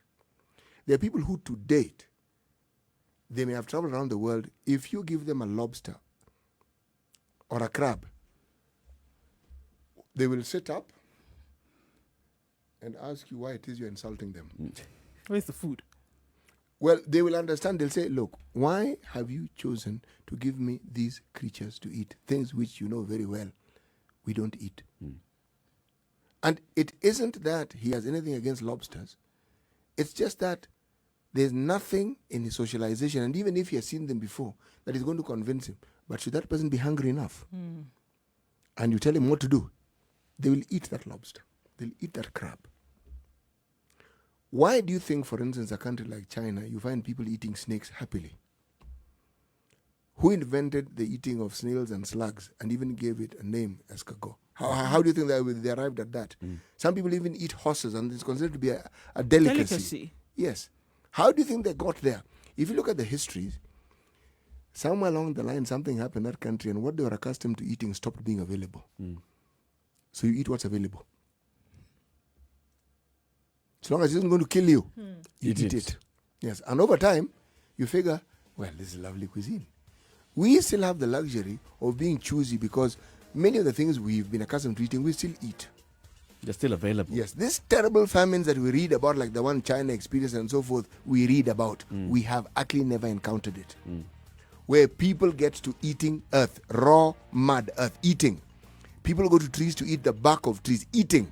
Because that's what you need to eat to survive. We haven't gotten there. But in terms of our well-being and a holistic approach to it, our people are very hungry, and we're putting them on a wrong diet. All right, 28 minutes to 10 o'clock. It's the Situation Room, Kenya's biggest conversation, 0719-012-600. That's 0719-012-600. How did we get here? Let's first take a look at how did you get where you are, stuck on the road.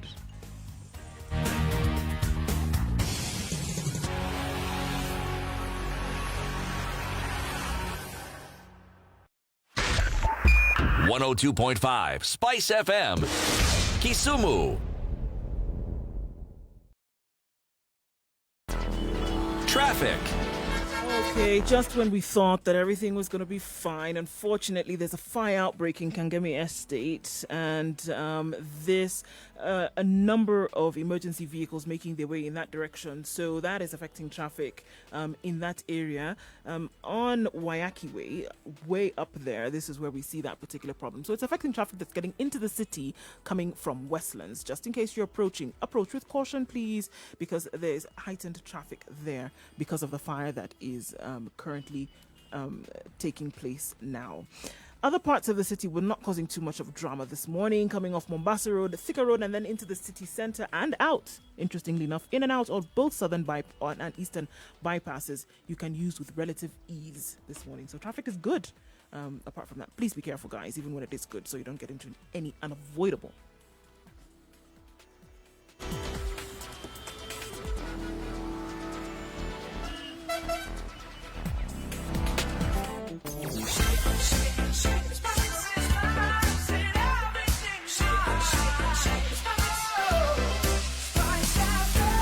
Spice up your life. Mature, intelligent talk every morning. Spice up yourself.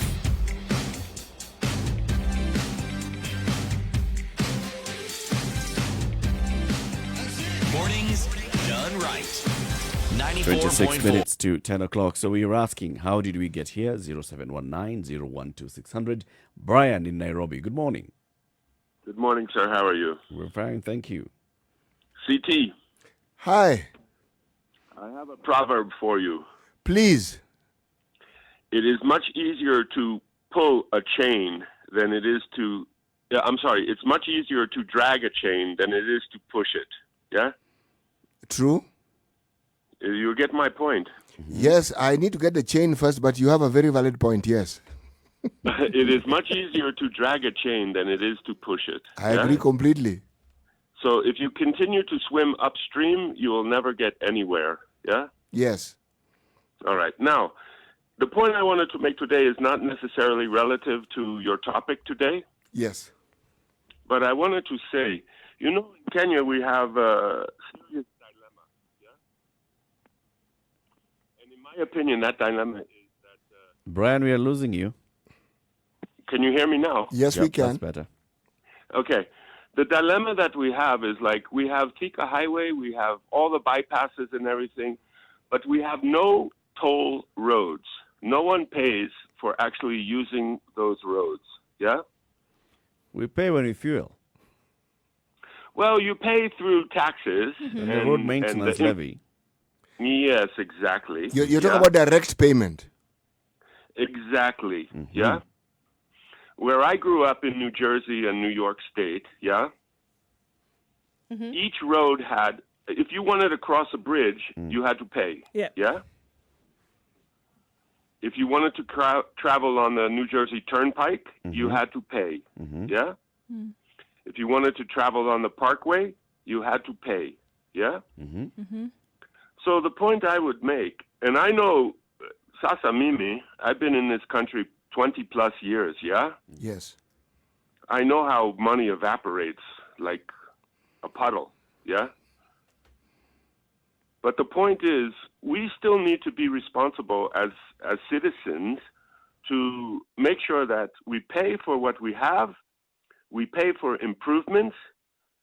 Am I correct or not correct? You're correct. You have a valid point. You know? We cannot take things for granted and then point fingers at the government all the time, yeah? This would be my point. So personal responsibility. And personal choices. We do have a response, yes. And then even when you go to these toll booths, yeah, public transportation has its own lane whereby the public transportation, say a matatu or whatever, can pass through without paying, yeah? Because they're supposed to have their own levy. There's supposed to be some sort of, if you're on the road or you have a license to be a matatu, you pay something, yeah? But they don't go through the toll booths. It's only the personal cars, yeah? So my point is, you know, sometimes we blame the government for a lot, and I'm not saying that they're not responsible for their own activities, yeah? But we also have a duty, yeah? Okay. This would be my point. Thank you very much, Brian. I hope I hope we get control of the situation very soon because our children are suffering, yeah? Yep, that's true. That is the biggest issue that I have at the moment. I protect myself, I protect you, but our children are suffering, yeah? Thank you, Brian. 0719-012-600. What's your view? How did we get here? And how we what is here, City? Just to put it into perspective. How did we get where? Here is everything we keep talking about in this radio station on a daily basis. If you're talking about the political perspectives that are now playing out within the Senate, if we talk about SGR, if we talk about COVID and the way it's being managed by the Ministry of Health, if we talk about KEMSA, anything you want to talk about, how on earth did we get here? Here is an organization whose job is simply to source medical supplies for the government of Kenya. Source. And they have the resources to do so. And then the stories that come out of that simple is, you wonder, God, what on earth? You see, medical supplies relate directly to either life or death situations. Now, when you have a situation where the people in charge don't seem to be aware of this. Their focus seems to be on the bottom line. How much money do I stand to make? Yeah. Where do you think you're going to spend that money? True. Take a pause. You know, we talk about Brians all the time. We have very many Brians in Spice. We do. We've just been talking to one Brian in Nairobi. Let's talk to another Brian in Nakuru. These guys are infiltrating the world. No, we need to ask when they were born. What is this about? Brian? It Brian. must have been raining Brian at a certain point in time. Morning, guys. Good morning. Okay, the brands are here. We are the Young Brand Association. All right. Wow, okay. And you're the president? Thank you. And you're taking over. Okay. Okay, Nduh, I want to tell you something. Tell me. As long as you've lived in Kenya and you stay in Kenya, you'll never get something in us. We have that something in us that a software just a pre-installed app in us that nobody who stays in Kenya can get it. Okay, we might want reform. Kenyans are so funny people. We plant maize and expect to harvest watermelon or pineapples. So this is the guy who is the same person who is electing the person who stole it. He has a scandal. You hire the person, his bad history, his bad track record. Go there, still in the ballot, you are the same people who are putting him there, and then you're expecting pineapples. All right. My friend. Okay, Brian. Brian, we hear you. Let me pick other callers. Alan is on the line, but Vicky is here first. Vicky in Eldoret, good morning. Good morning. Good morning, Vicky. How do you do? How do you do? You know, this topic is a very interesting one. And I think there is one scholar which once said that a man is a politician in nature. Meaning that everything that people see mostly in developing countries like Kenya, everything is politicized. Such that in everything that the government is doing is that the politicians are the far front. And you find out that many people are employed. So the only thing that they do is like to psycho-fund the politicians. Take an example like what was happening yesterday in the Senate. Yeah. That something is very, very important to share resources to the county governments and to also as well people. Yep. But you find that politicians are seeing them in the angels that after this, what will I get in 2022 elections, maybe? And we Kenyans, we don't see that one. We only wetu anapigwa, something like that. So you find out that ni mzunguko tu, and at the end of it, the politicians are not fulfilling the promise that they made during the election. Yeah. Thank you. Thank you very much, Vicky. Alan, good morning. Good morning, sir. How are you? Hi, sweetie. Clearly, I get the impression that your speech is heavily influenced by, say, your mother tongue, so I will accept it. Yes, thank you. And you know, it's not gobbledygook. It's gobbledygook. I love it. But that's beside the point. My guys. Yeah. Alan, how are you doing? I'm all right, old chap. Yes. What we are in is in a moral recession. Yes. We're in a moral recession, and the problem with unlike, you know, when you have an economic recession, you can tweak those tools, quantitative easing, expansionary spending, you know. But when you are in a moral recession, it's crazy, because what you are seeing yesterday, those guys they were talking at the Senate, you would think that what they are talking there matters so much to the rest of us. Yeah. These are just self-absorbed people. Plus you guys, I believe I'm also among you, Nairobi's commentariat, this tiny exclusive priesthood of commentariats. You are insisting that forget about what newspapers say. Nobody reads them. What struck me this week is that I went to visit some poor relatives of mine who live in a place called Gitaduru in Madare. It's a family of 6, and they are receiving 6,000 shillings every week. One comes from the government, is on your phone. The other one comes from COVID-19. The other one is called Give Directly, right? 6,000 in a week. And if you tell them, in a week, if you tell them this thing is going to, COVID is going to end, and the money will dry up. the money. What this country needs, my guys, we must craft from the middle class a critical mass of civic mandate Kenyans. All right. So that we can deal with what CT is saying. We can deal with issues that matter, that affect our lives. Good point, Alan. These guys are fighting over this money, and money to do what? Money to steal. Money to eat. Today they are saying share this, they are share. Nobody is bothering where that money goes. The biggest issue today should be KEMSA. Yeah. They are busy Alan, thank you telling us very about much for money your which point. govern us with steal. Made the point, Alan. Let me pick Amani, who's calling from Nairobi. Amani, good morning. Yeah, good morning. How are you guys? We're fine, Fine, thank you. Long time. It has been a while.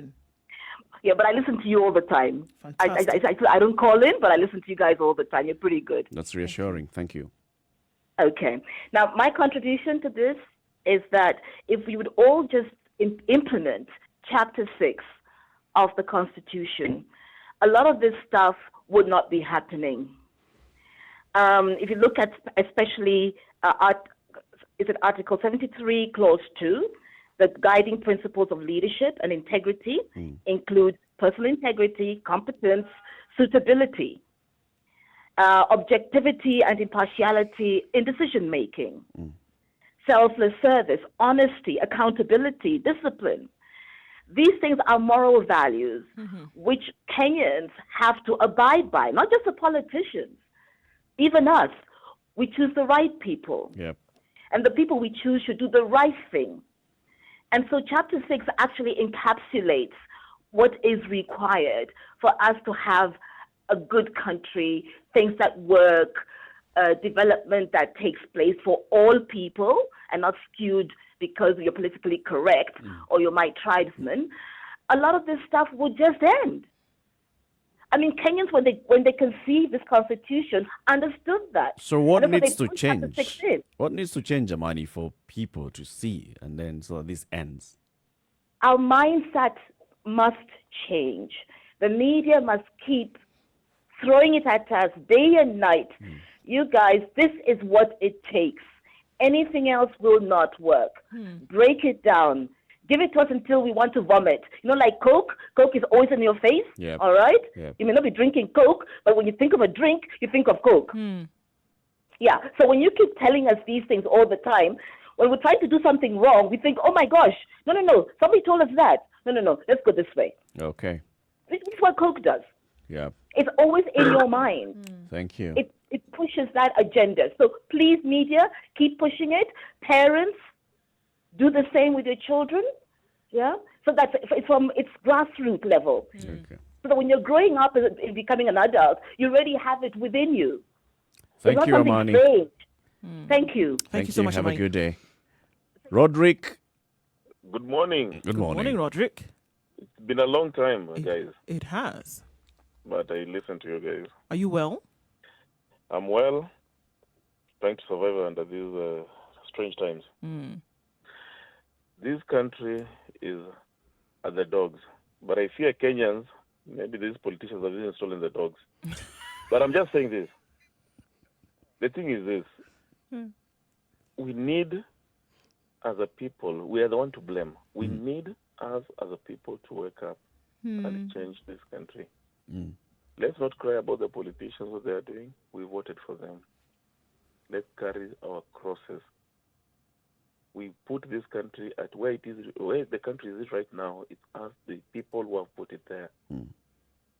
So, actually, we need to find a person, a correct person, who can come and take the leadership of this country and bring it back to its ways, to its good ways. But us as a people, we are to blame. To blame Salaborito. Asante sana. Simple. Thank you very much, Roderick. Basically, what we're talking about is let's play that song by Bob Marley then. And that's it. Redemption song. Emancipate yourself from mental slavery. That's what it is. Because whilst others might free the body, none but ourselves can free the mind. The mind is your only ruler, sovereign. The man who is not able to develop and use his mind is bound to be the slave of the other person who uses their mind. You know, there's a school of thought that believes that this particular being we keep referring to as a deep state will not allow you to do that. They know the potential of power that you have if you do. There's always some scheme in place that guarantees that your thinking is actually shepherded in the direction they want it to be shepherded. Whether by using economic tools. The example they like giving is the West. See, the Chinese example is perhaps a little more direct. They tell you what to do and your job is to do it. So Russia, same. They don't really complicate it very much. But in the West, what they do is they afford you things. consumer durables, consumer goods. They make it easy for you to buy a house, to buy a car. The sort of things that people associate with good living. It is made possible, and it is made possible in a not too difficult way. And then while you're at it, they also throw in something that can keep you busy at home. So there's no point at which they are not influencing you in one way or the other. Whether it is sports, whether it is movies, but they occupy you. And then there's an entire industry that supports it. Now, we seem to have gone the other way. We are stealing the living daylights out of our people's resources. And we continuously do so. And our distraction is words. And putting ourselves in position where we present ourselves as representatives of the best interests of our people. So that anytime something touches upon us, it is our people's interests that are being touched. And we define our people now coming down to tribe, to clan. Precisely. This isn't thinking that is strange, by the way. If you look at the thinking and the philosophy behind, say, something like the Communist Party, it was the same. The party was Baba na Mama, but it was the party. So anything that you did, which was perhaps considered anti the party, was anti the people, because the people were the party. It's not very different thinking, but it all boils down to you getting to a point where you are conditioned to the point where you are no longer selfish enough to actually ask yourself, what really is in my personal interest? Bottom line. You don't Lynette. even ask that question. Lynette, Yes. good morning. Good morning. Good morning. Morning, sweetie. Morning, Eric, and morning, Nduh. Good morning. Did you say sweetie? Just two thoughts. First, I think Kenyans love pain. Love Because we pain. keep saying this. Yes, we keep saying that it's our fault, it's the voters' fault. We blame our leaders, and we go right back and bring them back in. So, I don't know, we need to get some emancipation of this. And so I'd support what Siti said earlier. There's a big role that the media has to play in educating the masses, and shift away from the, I think, the sensational news, which is all dramatic, and educate the people about the politics and how it is hurting us. So I think there's really an onus on the media to take that up. And Kenyans, we need to stop loving pain. We need to get to that point where we stop loving pain. Yes. If it keeps us going. We need to want the best for ourselves. We settle for mediocrity. I mean, look all around us. We settle for mediocrity. You know, Lynette, every time this conversation is had in several quarters, you'll hear people saying the same. People are of the same mind. We need to move away from this. But then what do we do? How is where the problem comes. How do we do this, Lynette? I think largely many of us are thinking if it's not me to do it tomorrow, it might be me getting all these monies and getting away with it. Absolutely. I think we need to see heads rolling. We need to see that people do get punished, whether it's my relative, whether it's my friend, whether it's my chieftain. Things have to happen. We need to realize that when my tribesman who's at the top there eats, it doesn't come down to my pocket. I'm still broke. I've just failed. I'm thinking, when did it change from 70-something shillings to 90, whatever it is? 108. I mean, this is crazy. Yeah. Things have to change. Thank you, Lynette. Yeah. Consider for a single second what Lynette is saying. Do we honestly, genuinely think that when people steal, we think it's government money? It actually isn't. It's ours. Yours. Do we actually think it is wrong? No, we don't think it. You know why? Because we and government are two separate entities. All right? As far as we're concerned. As far as we are concerned. And there are those that have argued that, because of the kind of system of government that we had before, where government was in Nairobi and it was only serving a certain group of people close to Nairobi, then if you come from a far-flung area, then somebody going to steal from Nairobi and bring here, that's a hero. Essentially, the whole hunter-gatherer mentality. Yeah. Somebody goes to hunt, bring, and then brings. So essentially, when somebody steals, they're a hunter. They're a hunter. As we say in Kiswahili, amenda kutafuta. In fact, you see, that's how we say yes, it. and the person is a thief. But we Hustler. say thief. Anajua kutafuta. A hustler actually is a thief. Though that meaning acquired that negative tinge later on. When it was, should we first put into public use, it didn't quite mean that. No, but when you hustle somebody, you're hustling yes, them. Yeah. But then it actually meant somebody who keeps themselves busy. Yes, that's what it meant. But with time, that got lost. Now it's changing. When it comes to Kenya now, hustler is a sufferer. An entrepreneur. Masafara. Yes. He's an entrepreneur. And if you look at entrepreneurship in this country, what are these things that we have invented? What are these new ideas? Now, these deals. Deal. Is a deal a business? No. Deal is opportunity, and you take advantage of the opportunity to go and take everything, including the roots. And damn the morality that may surround such issues. Yeah. So precisely, back to my question again. Do we actually, as a lovely Christian nation, as we like calling it, well, a predominantly Christian nation, presumably who value Christian morality? Yep. And the other large percentage is also ascribing to a certain religion. Yes. So, do we genuinely believe that these things that we keep talking about are actually wrong? We talk about them as being wrong, but we believe they are wrong. No. Unfortunately, our actions would belie the very statements that we are making, wouldn't they? Which is what Lynette is basically saying. All of us, as we complain here, these camps are, you're thinking, my God, how can I get to know this person? If I was there, they would not have we even throw in and say, these guys, how stupid can they be? Can they be? Don't steal everything. Why don't you just take a little apply bit. the thing and you take a bit? A bit. Now, so long as you take a bit, they won't catch you. I mean, it goes underwater. And the bit is not considered wrong. No. It's just a bit because the job was done. No, they delivered, isn't it? And bit is relative. It's very relative. When you're saying bit, it's because you're not there. You're the same person who said 2 million is somebody's milk money. Yes. Vegetable money. Yeah. Someone is found with 30 million in the house. Ilikuwa ni mama ya mboga. Hey, a lot of vegetables being eaten in that house. It's a healthy lot, that one. Though the word mboga doesn't necessarily mean vegetables. It also means kitoweo. Matumizi. Something that matumizi happen. Domestic matters. Someone might come, a relative may come and they need something. We give a little mboga. Somebody will come with school fees problem, mboga. Somebody will come with a hospital bill problem, mboga. So some breaking news coming out of Kakamega Senator Cleopas Malala has been released after spending the night at the Mumias police station. Of course he has. And then you know what had happened earlier. His supporters are poured out in the streets. And now, of course, the supporters will be there like, Mheshimiwa.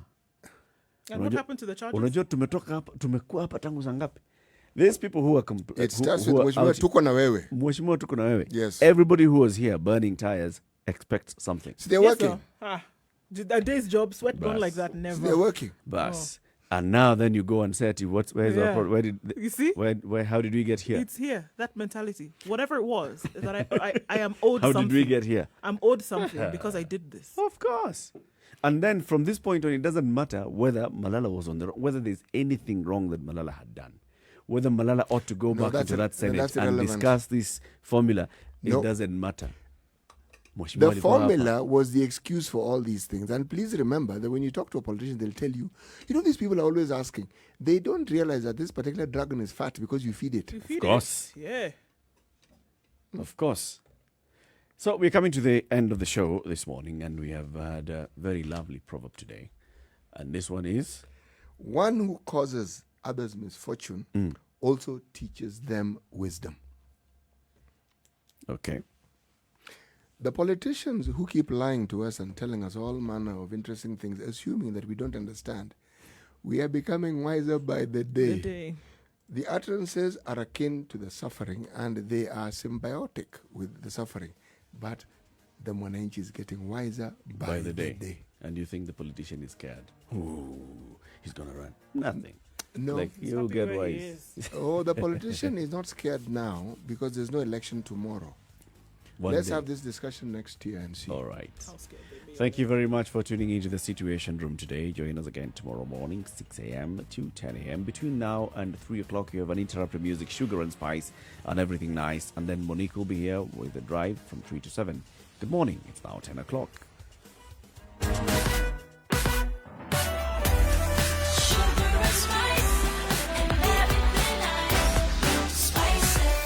Spice up your life